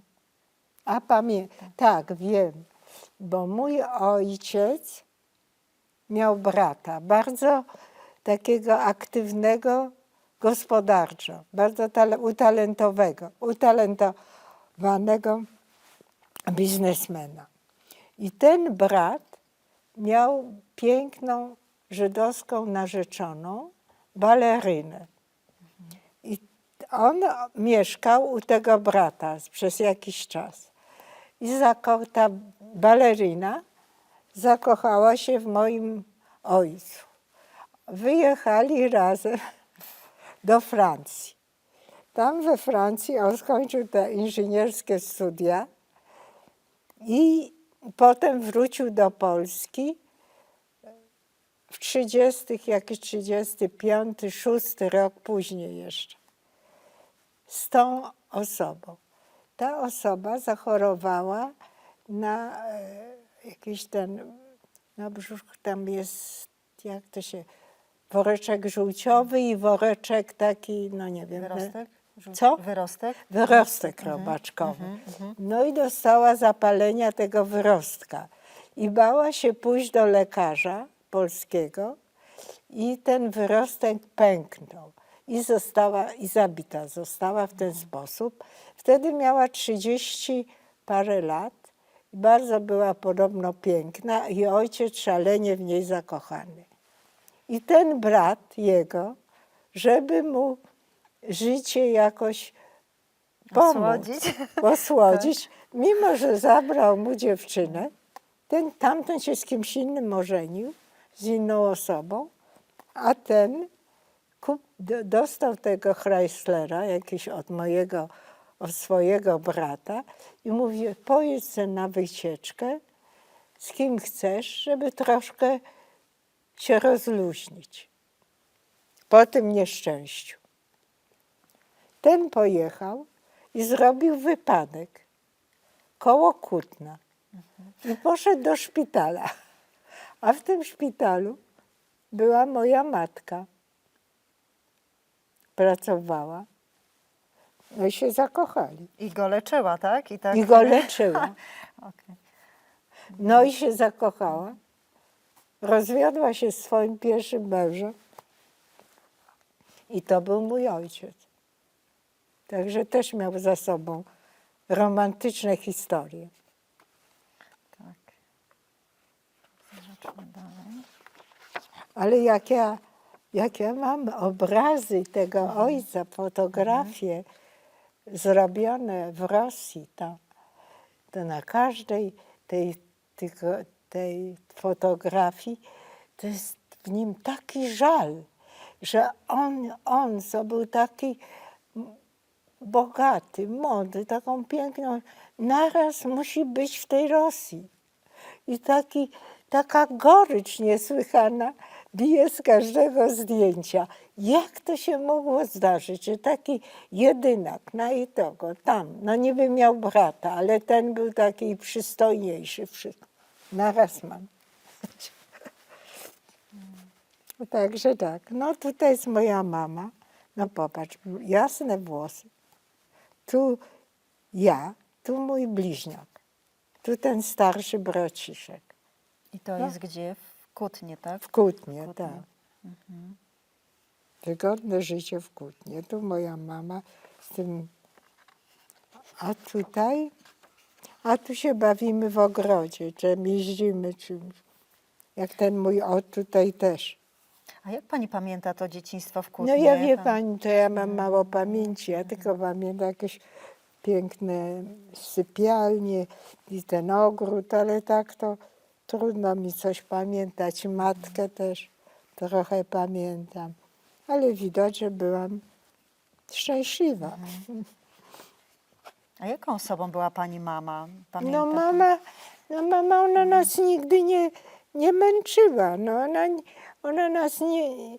Jej celem było, żeby nas więcej nauczyć, zrozumieć to, ale nie żeby zakuć nas w jakieś takie czy inne. To nie była osoba taka perfekcyjna. Czyli wolność wam dawała. Taka wolność, dużą wolność. O tu my na tych schodach tego domu pewnie, a tutaj też my, bawiący się w ogrodzie. Tu ja, tu ten starszy, a tu bliźniak. A tu są dzieci tego mojego brata, co był taki doskonały biznesmen właściwie. To jest ta młodsza córka, która była potem niesłychanie zdolna, Brata pani taty. brata mojego ojca. I tu jest ten samochód. O, co to ci, co pośród elity przemysłowej. No właśnie. A tutaj nie wiem, co tu jest. Nawet mój syn, widziała pani? O, Chrysler, to jest ten samochód, których wszystkie sprzedażne punkty to były prowadzone przez mojego ojca i brata tego, a właściwie bardziej przez brata mego ojca, wujka. Jeden był tam blisko Łazienek. Taki bardzo piękny, zrobiony przez słynnego Taki salon sprzedaży tych samochodów, tak? Chrysleru. I oni się tym zajmowali. Oni się też oprócz tej fabryki i to w wielu miastach było polskich, a dwa były w Warszawie, tu jeden, a drugi na placu Trzech Krzyży koło tam. Wie pani, to są te samochody. O tu, w moim mieszkaniu, widziała pani, to właśnie mój syn już od razu zrobił takie zdjęcia. Mnie by do głowy nie przyszło to. No tutaj nie wiem, tutaj jakieś są miejsca, gdzie oni mieli, co tu jest? Niech pani to przeczyta, pani. Plan zakładów chemicznych w Kutnie. Co to jest? To ta fabryka w Kutnie. Wykładów chemicznych, no bardzo piękno. A tu ten Chrysler, a tu amerykański przemysł samochodowy. Tym Chryslerem takie były idealny wóz dla rodziny, Kurier Warszawski. Co to oni tu napisali? Radość z posiadania Chryslera teraz- nigdy jeszcze nie była tak Tak, dostępna. tak, dostępna. I u mnie nawet mój syn zrobił fotografię A tego i czy państwo postawił. mieli, czy jako dzieci jeździliście takim samochodem? Nie pamiętam, możliwe. Ale wie pani, ja nigdy się samochodami, może, o tu Niemcy To już wojna się przyjeżdżają, zaczęła, no tak. niech te cholery, żeby nas nie zniszczyły jeszcze. A To tu co jest- tu jest? to A są tu już jedziemy sowiecka, nie? do tych obozów. O, tu moja mama, a tu ja. A czy Zawsze to jest w getcie? Nie, widzi to pani, jakie ładne zdjęcie To w Warszawie. w Warszawie. Nie, to w Kutnie chyba jeszcze. Czy w Warszawie? W Warszawie. To Jest już Halina.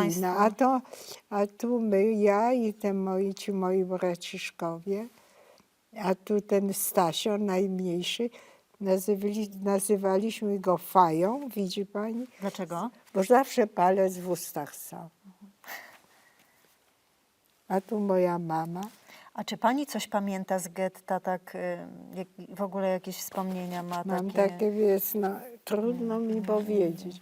Pamiętam, że znajoma moja przyszła i zjedliśmy tam coś, nie wiem. Tak samo nie mieliśmy nic do jedzenia. Wiem, że, Głodowaliście, tak? tak, głodowaliśmy. Nogi były pokryte ropniami, a mój brat już nawet do tego stopnia, że miał obciętą.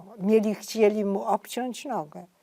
No i opowiadał, że kiedyś wyszedł tam z tego mieszkania w getcie, to jakiś Niemiec,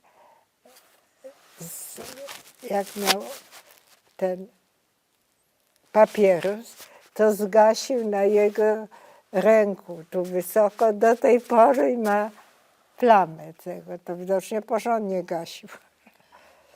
To ohydne te Niemcy, naprawdę. Ja ich tak nie cierpię, że nie wiem. Tu ja jestem, moja mama, braciszkowie, a tu ten Stasio Faja. Widzisz, zawsze ma w buzi palec. To była bardzo porządna rodzina. Dowód z tego, że ci wszyscy bracia do końca życia mieli bardzo dobre żony. Jak spotykam te żony, ach, że nie ma tego Jasia, ach, że nie ma tego Stasia. Każda z nich żałuje, sama jest i mówi, o, żeby tylko oni byli. No to znaczy, a tyle lat, to znaczy, że naprawdę byli dla nich przyjaźni i pozwalali im na wszystko. Nie czuli się, a to jest szpital Tam, czysty. gdzie pani mama A moja pracowała, mama tak? pracowała. W szpital starozakonnych na Czystym. Tak. A później ten był poza gettem, a potem do getta był wprowadzony. O, to jest tutaj pani mama. Widzi pani, moja matka już tak jak była w tym getcie i to już taka wyglądała. Z tej pięknej kobiety, zadowolonej, Niemcy zrobili taką wychudzoną i ja nie wiem, no naprawdę, o tu, czyste, widzi. A to wszystko znalazł w dużej mierze ja, jak robiłam tą fundację tutaj, to miałam takiego przyjaciela, pana Tomczaka. On bardzo dobry człowiek i niesłychanie dobrze znający się na genealogiach i na wszystkich prawach. I on znalazł szereg tych informacji. A potem mój syn to wszystko uporządkował i zrobił taką tą. Ale już dalej niż do dziadków nie sięgali, a pewnie to jeszcze dalej można sięgać. A kim byli dziadkowie ze strony mamy? Może pani A ze coś o nich strony mamy powiedzieć? to byli bardzo słynni ludzie byli. Ta moja babcia to pochodziła z jednych z najbardziej pięknych kobiet w Warszawie.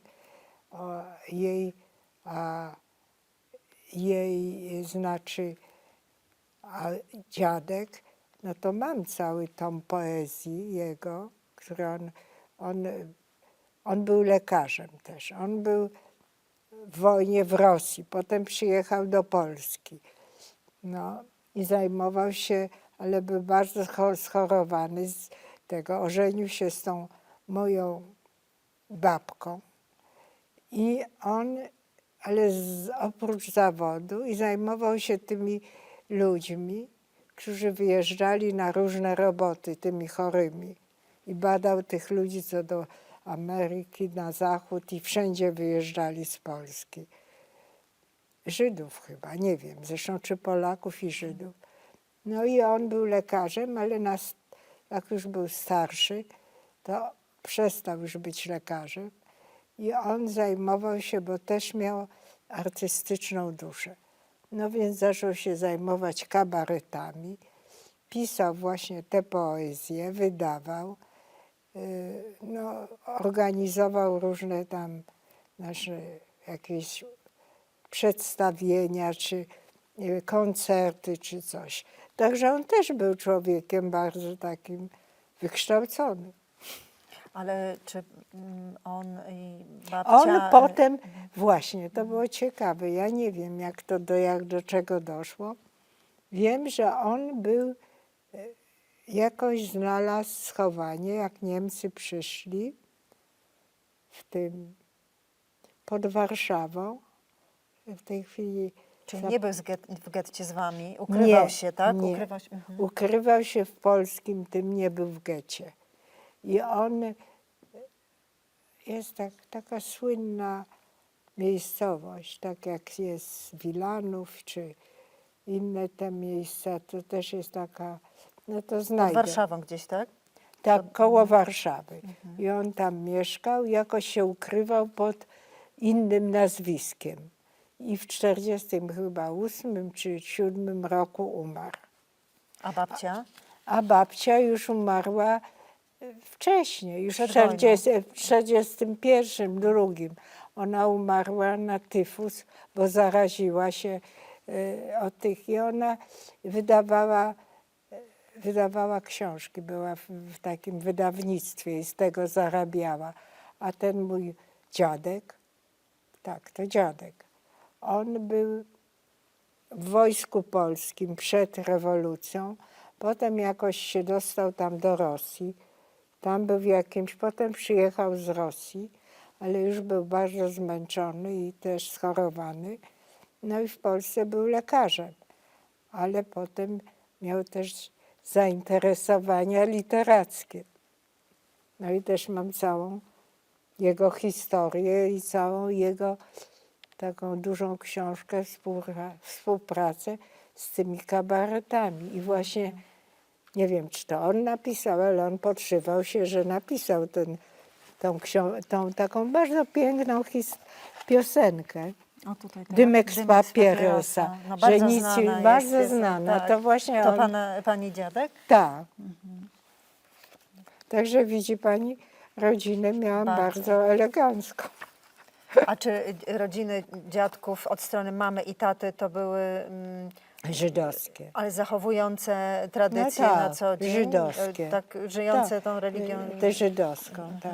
Tak to biorą moja mama i mój ojciec, ale ja nie wiem, bo ja tylko wiem, że oni byli w Łowiczu i byli Żydami tam. Ale czy potem, czy przedtem i skąd oni przyszli, czy z Rosji, czy z Niemiec, to już nie mam. To właściwie ktoś, może Łukasz, bo on ma najwięcej energii z mojej rodziny, się tym zajmie i się dowie, kto był dziadkiem tych dwóch, co tu pani widziała. To pani jest, tak? Tak, tu ja jeszcze w tym domu dziecka, i tu mój bliźniak, a tu ten mój bliźniak i ten starszy. I to jest w tym Konstancinie, tak? Tak. A tu tak, a tam jeszcze ja coś uczę się. A tu to nie wiem, co to jest. Co to oni? To jest chyba... Z głodem i chorobą, to pewnie jak tych To w wszystkich getcie Żydów jest. męczyli strasznie. Wspomnienia Wandy, tak. I ja zawsze te siostry nam bardzo pomagały religijnie. Niech pani opowie. Co? Siostry, jak... Religijne, tak. One Ale zawsze. kiedy to było i No jak w pomagały? tym, to było już jak byłam w tym domu dziecka. One tam przychodziły, myśmy przychodzili na wszystkie msze.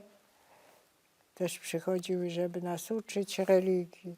O, tu widzi pani, on jest na pewno, czy To jest komunia, Stasia, komunia. czyli Ten tego najmłodszego najmłodszy, brata. tak, no widzi pani, wszyscy byli. Czyli wszyscy byliście później, Tak, co ochrzczeni byliście? Ochrzczeni, tak. A tu jest ta pani, to była żona Trojanowskiego. Stefania Trojanowska. Tak, i ona była bardzo taka religijna. I ona bardzo dbała, ponieważ Trojanowski nas wyciągnął z getta. Oni się też nami opiekowali, jak tylko mogli, przyjeżdżali. I ona bardzo starała się, żebyśmy też wszyscy byli chrześcijanami, katolikami. O, to jest Trojanowski. Bardzo dzielny człowiek. On umarł, ja nie wiem, jak wtedy też mój ojciec i oni umierali, jak mieli 59-60 lat. Wcześniej. O, tu jest napisane, że zmarł na zawał serca w wieku 59 lat. No widzisz, dlaczego? Teraz ludzie żyją aż... To bardzo dzielny człowiek, naprawdę. Tak nam pomagał cały czas. To się, Nawet że jak państwo byli byliście w najgorszych sytuacjach. Wtedy się poznaje szlachetnych ludzi. Przecież nam załatwił wszystkim dzieciom przejście z tego getta do Polski, do Warszawy i znalazł dla każdego. Najpierw umieścił nam u tej takiej osoby. No, rozumiem, że mogła być zdenerwowana, a potem u tych rodzin, a potem wszystkich nas razem, tak jak matka chciała, oddał do takiego naprawdę nadzwyczajnego domu dziecka. To ja nie wiem, czy ktokolwiek miał taki dom, jak myśmy mieli, bo i wycieczki w las, do gór, wyjazdy, no, nad morze. Nawet nas te widocznie kraje europejskie pomagały Polsce. Wiem, żeśmy byli nawet w Danii. A poza tym nauka taka dobra i czytanie książek, i literatura. Oni nawet zrobili, wie pani, takie collegium nobilium. I najinteligentniejsze dzieci z tego domu dziecka zbierali wieczorami, jakieś 2-3 razy w tygodniu. No i wtedy dyskutowaliśmy o tych wszystkich filozofach polskich, takich, ale już naprawdę skomplikowane sprawy. No kto takie ma, wie pani, żeby wychowywać tak w takiej i te najlepsze części literatury, kultury, filozofii. Nam, którzyśmy byli tam w 7., 6., 8. klasie, uczyli nas to. Naprawdę nadzwyczajne, prawda? Pan Bóg czuwał. A to jest córka tego doktora. A to jest jego żona, co nam załatwiła. Szukała najlepszego domu dziecka dla nas. To bardzo piękna osoba była. A to córka, a tu ja się przyjaźniłyśmy i byłam w ich domu. Tam na Placu Unii oni mieli. A tu to my troje i pewnie ojciec przyjechał i nas chciał pokazać rzeczy, bo wiem, że wtedyśmy jeździli samochodem. Tak, a tutaj to jest ona. Nie wiem, co to są za chłopcy, czy to moi bracia, czy... A tu jest to, tu widać, że to jest, a tu chyba ja jestem, a tu jest ta moja przyjaciółka, córka Trojanowskiego. Ewa, tak? Ewa. Czy ona jeszcze żyje? Czy ma Ona pani żyje, ona wyszła za mąż za jakiegoś biznesmena, ale taką ma charakter dosyć taki surowy. Tak. To są jakieś... Ale chyba nie wiem, czy jeszcze żyje, bo ten umarł dosyć dawno i Łukasz chciał się z nią bardzo poznać, ale tak niewiele z tego się udało. Nie wiem, co to jest za... No, zdjęcia archiwalne z wojny. Co to jest? Wakacje w Kazimierzu nad Wisłą, Janina w pierwszym rzędzie, a Jerzy w drugim rzędzie. A tak, to byli tacy dalecy rodzina moja i ta Janina to była matka takiej mojej znajomej dobrej. I ona była w getcie. No i potem ja ją odwiedzałam, a to jest ta właśnie matka i ta jakaś daleka krewna, a tu jest jej mąż, a tu jest ta dziewczynka, ta jej córka. Joanna. I ja się do końca życia z nią przyjaźniłam, odwiedzałam. Bardzo miła była osoba, ta.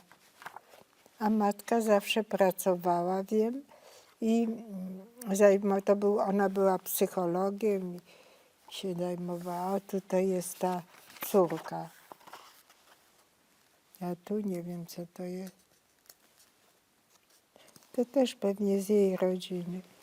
Anna i Józef Neuding, dziadkowie Joanny. A dziadkowie tak, oni byli z Neudingów. To widocznie Joasia dała Łukaszowi, żeby on dołączył jako to nasza daleka rodzina. Ostatni pociąg.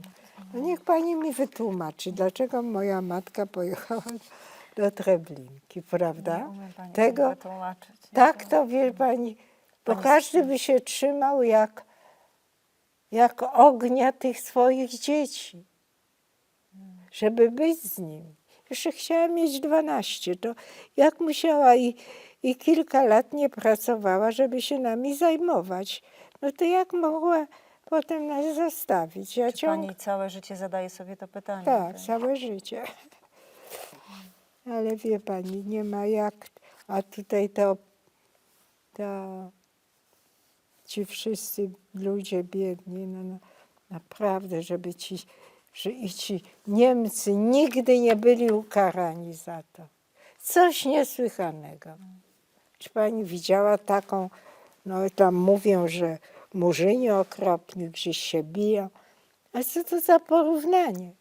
Przecież tu oni stworzyli całą sieć.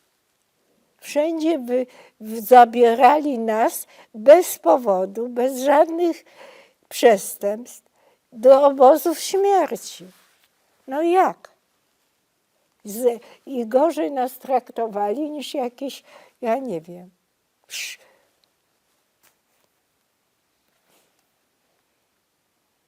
Nie, tego wybaczyć się nie da. Co by nie mówili, ja nigdy im nie wierzę. No jak można i tak zorganizować, proszę pani, tą Treblinkę, że tu piękne korytarze, piękne kwiaty, drzewa, przyjęcie, wie pani, dom, no jak to, a potem taki korytarz i ci biedni ludzie myśleli, że może gdzieś pojadą do pracy, no coś, to wszyscy bez niczego, pałami wrzucani do tych gazowych komór. Czy pani sobie wyobraża coś takiego? To o czym my mówimy w ogóle? My mówimy barbarzyństwo murzyńskie. No pokłócą się, pobiją, zabiją kilku ludzi. Ale nigdy nic takiego nie zorganizowali jak my, nie Polacy, Niemcy i ruskie. To są cholerne.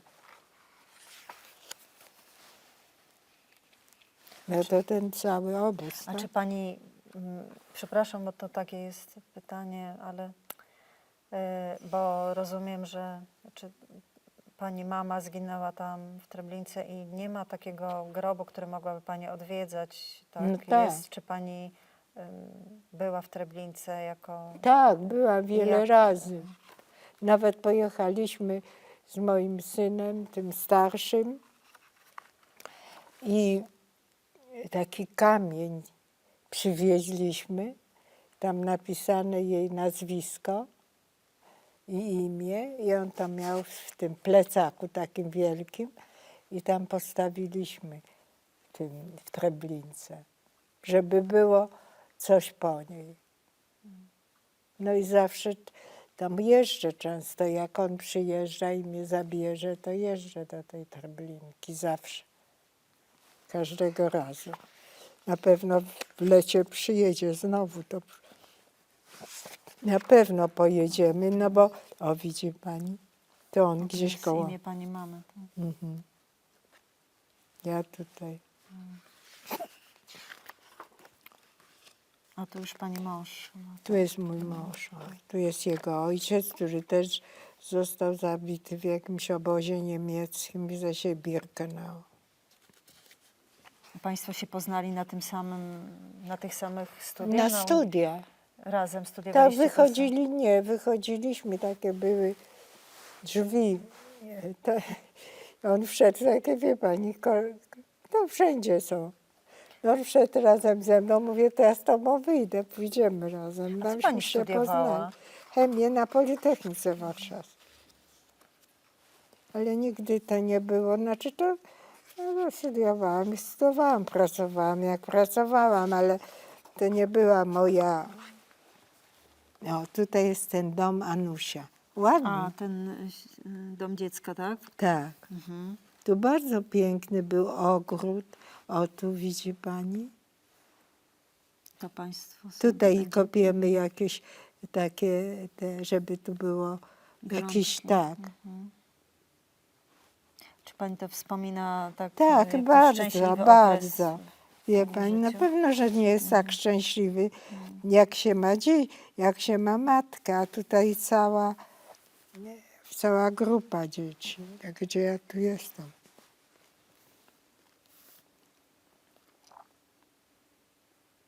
To jest moja koleżanka Inka. To jest ten wychowawca nasz. To jest cały personel, ale nie bardzo widzę siebie, nie wiem gdzie. Gdzieś tu jestem, ale... Czyli Wanda i Robert, czyli No gdzieś tak, gdzieś tu są. jestem.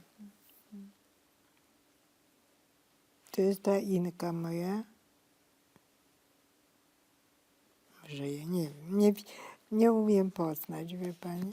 Jak ktoś przyjdzie, zawsze pozna, ja nie. Tu jestem chyba, to chyba ja jestem. Bo No, taki, najładniejsza dziewczynka. nie tam najładniejsza, ale taki mam uśmiech jak mój. A tu ja jestem też. Tu jestem ja i te moje koleżanki największe, Inka i Ewa. Tu też nie wiem co tutaj to To już... też w tym domu małego dziecka. Tak, to był bardzo dobry dom. Byli bardzo szlachetni ludzie. Już takich nie ma w Polsce. A tu jesteśmy ten wychowawca, Robert, Stasio, Janek i ja. Miał dużo zdjęć. A tak, ten jeden Właśnie pierwszy kto to jest? mąż mojej matki się zabił. A tu jest mój ojciec. Pewnie jest na tych wyjazdach do... Tu jest w ZSRR. Tak, w ZSRR, ale go tutaj, jak go wysyłali do Niemiec, to tak był ubrany, bo jak tak, to wyglądał bardzo biednie, normalnie, jak ja go widziałam. A to jest jego żona potem. Ta dziewczyna, z którą do Polski przyjechał i chciał być w Polsce z nią i wziąć nas. Ale ruskie nie pozwoliły, jak to ruskie, wie pani. Widocznie uważali, że jest im tam potrzebny i chcieli, żebyśmy my przyjechali tam, ale nikt z nas nie chciał. Nie chcieli państwo. To, ale tak? skąd? A tutaj jesteśmy, tu jak ja przyjechałam do Rosji, Aha. żeby zobaczyć mojego ojca. Tutaj mój ojciec, a tu mój mąż. Też drugi razem, jak pojechałam, to mówi, ja też chcę zobaczyć. A to dzieci pani taty, To tak? moje dzieci tych taty. Tak, i tu ja z tymi chodziłam na spacery. A tu ja. W młodych czasach. To pierwszy raz, kiedy pani tam pojechała? Nie, to już drugi raz, drugi, bo najpierw pojechałam sama, a potem drugi raz Wojtek chciał poznać mego ojca, to pojechałam. A czy bracia pani też odwiedzali tatę w Rosji? Nie, ojciec potem, jak ja byłam w Afryce, jak na zachodzie, to on przyjeżdżał do Polski. A tu Robert i to... Aha, tu Robert, ten starszy brat, a tu dzieci tej ojca. Z tą kobietą, z tą. Tu ojciec. A tutaj jakaś wyjazd gdzieś. Aha, może oni wyjeżdżają. Bo on potem, ja nie byłam wtedy, ale on przyjeżdżał, to chyba Stasio.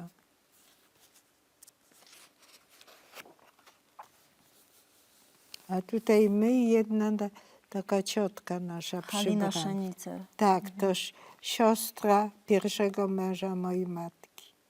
A tu? Aha, tu Robert i jego żona i ojciec. On Na ślub przyjechał, ślub tak? brał, to on przyjechał, widzi pani. A ten pierwszy mąż pani mamy ocalał z zagłady? I on się zabił. On był lekarzem, chirurgiem. A tu ja i tu ja. Z jakimś kotkiem. A tutaj ten brat mojego męża, mojego ojca, co taki był bardzo inteligentny i przedsiębiorczy. On byłby milionerem w Polsce. Mieczysław, tak? Rothschild. Tak, Mieczysław. Tu jego żona. A tu ja i Stasio. A tu Janek. A tu nie wiem kto. Ale miłą ma twarz. Oboje mieli A bardzo... czy pani była w Stanach, odwiedzała? Nie, wie pani, nie miałam tu. To pani. Tak, to ja jestem. Chyba to było w Szwajcarii, jak tam pracowałam. A tutaj ja i Wojtek. jak byliśmy młodzi. Tutaj też jak Łukasz był malutki. Ja przyjechałam do Wojtka, jak on był w Botswanie. Tutaj jak się bawili. A tutaj on tu mierzy te swoje, no tam ciągle tą triangulację.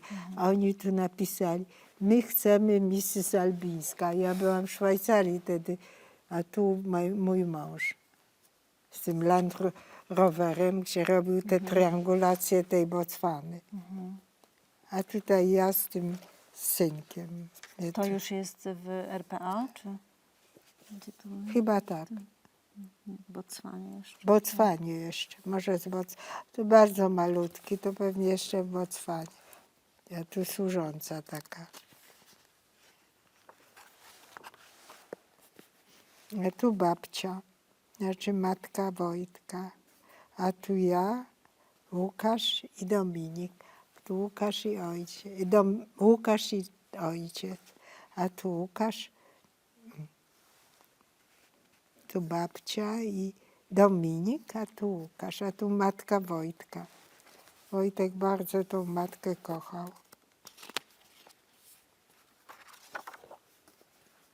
A tu Wojtek, a tu dostał tą nagrodę. To już był stareńki.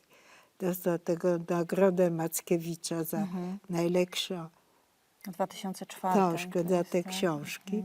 A tutaj jest on w tym Botswanie. To taki był kraj. I tej takiej Genewy, raz się znajdujesz w takim gorącym kraju, gdzie nic nie ma. Żałowała pani No. trochę? Lubiłam Genewę. I miałam masę przyjaciół. Ale w RPA też? No, ma też państwo- miałam bardzo. Wszędzie miałam. Może najmniej jednak teraz, jak człowiek jest starszy, to już nie ma tyle sił, żeby mieć tylu przyjaciół. A tu jest ten Trojanowski, jego żona. O, a Trojanowski Dostał dostał tak. tak, medal Sprawiedliwy wśród Narodów Świata. Bardzo dzielny człowiek. A tu nie wiem, A Natalia Radlińska, Natalia Radlińska, to kto też to nam jest? pomogła wyjść z tego getta. A tu Łukasz już jest takim, no, bardzo wielkim, no, on jest takim teraz patriotą Izraela. A co tu jest? Tu jestem ja i tu jakieś, to już niedawne nawet. Tu moi przyjaciele i ja. O, to jest taka bardzo miła pani, Tali. Ona jest przewodniczącą takiego centrum żydowskiego w Johannesburgu. Bardzo inteligentna, bardzo żywa. Ona powinna być ambasadorem Izraela. Ona zawsze jest pełna życia, energii i taka życzliwa do wszystkich. Naprawdę. Wielka przyjaciółka mojego syna. A tu ja z nią. Tu ja też. To przyjeżdżała do Polski, widzę, Tak. tak? Tutaj zaś w przyszłym roku ma być w Polsce, to musicie ją przyjąć, Małpolino. Koniecznie. Tutaj ja jakoś to, nie wiem dlaczego, po co tyle tych zdjęć. To jest na Umschlagplacu.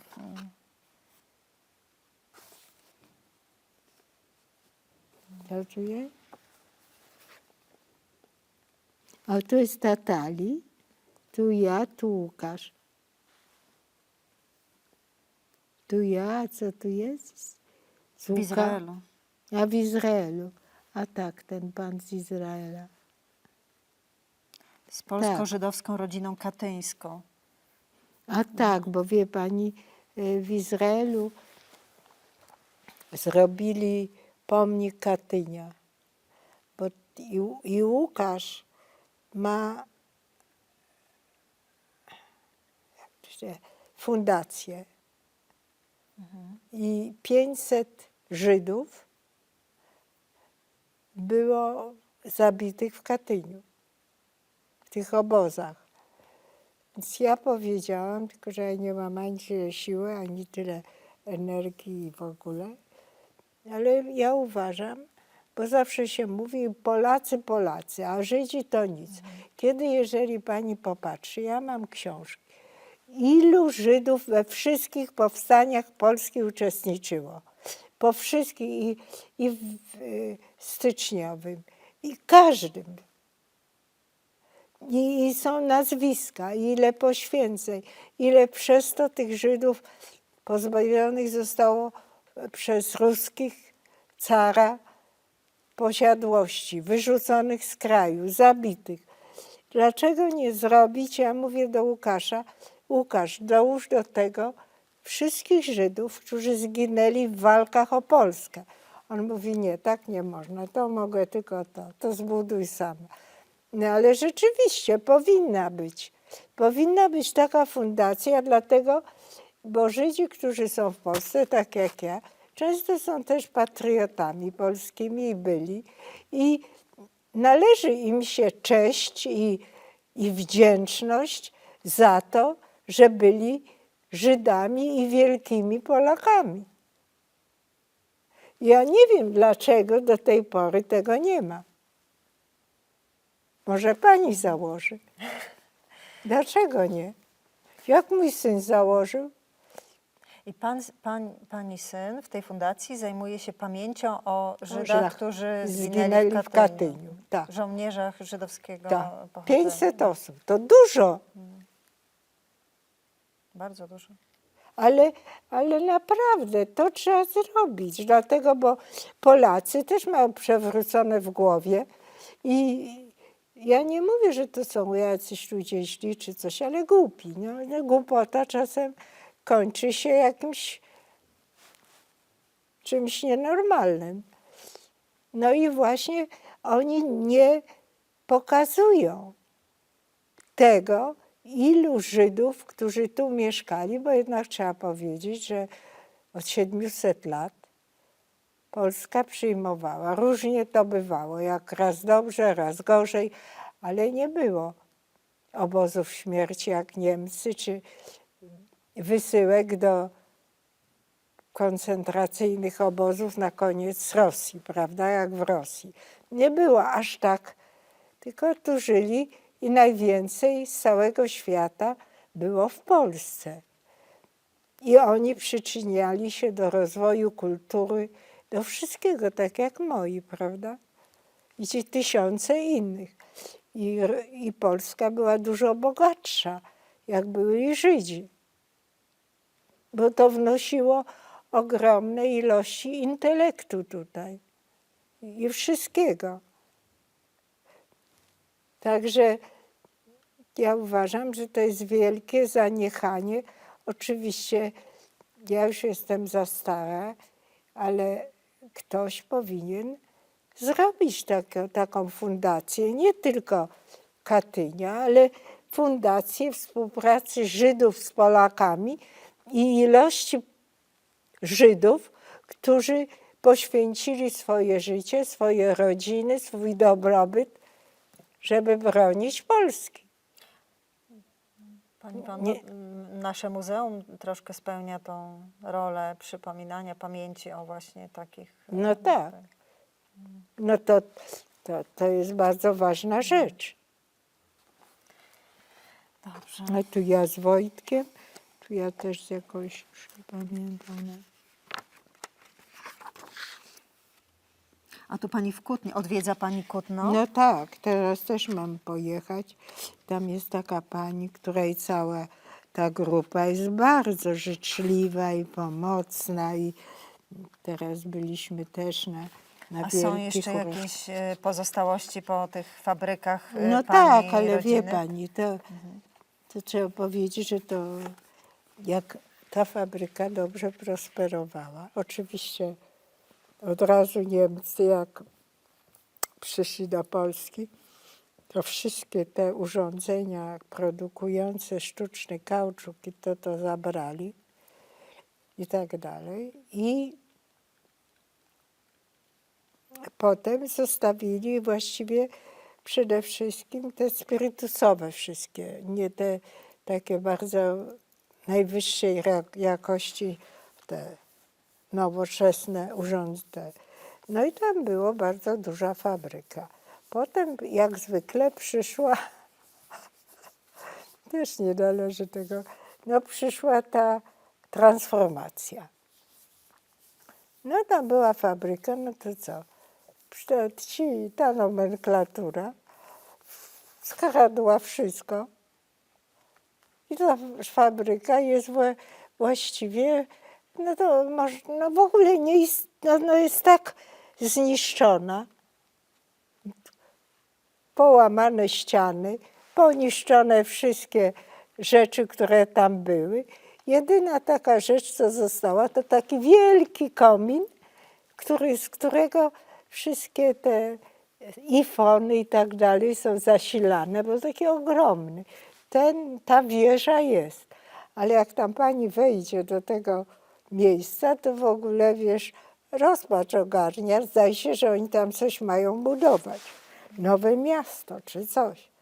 No ale naprawdę to, co zrobili z tą fabryką, ale widocznie to była, ja nie wiem, nie tam ja byłam przez pewien czas, jak to w początkach 2000 roku,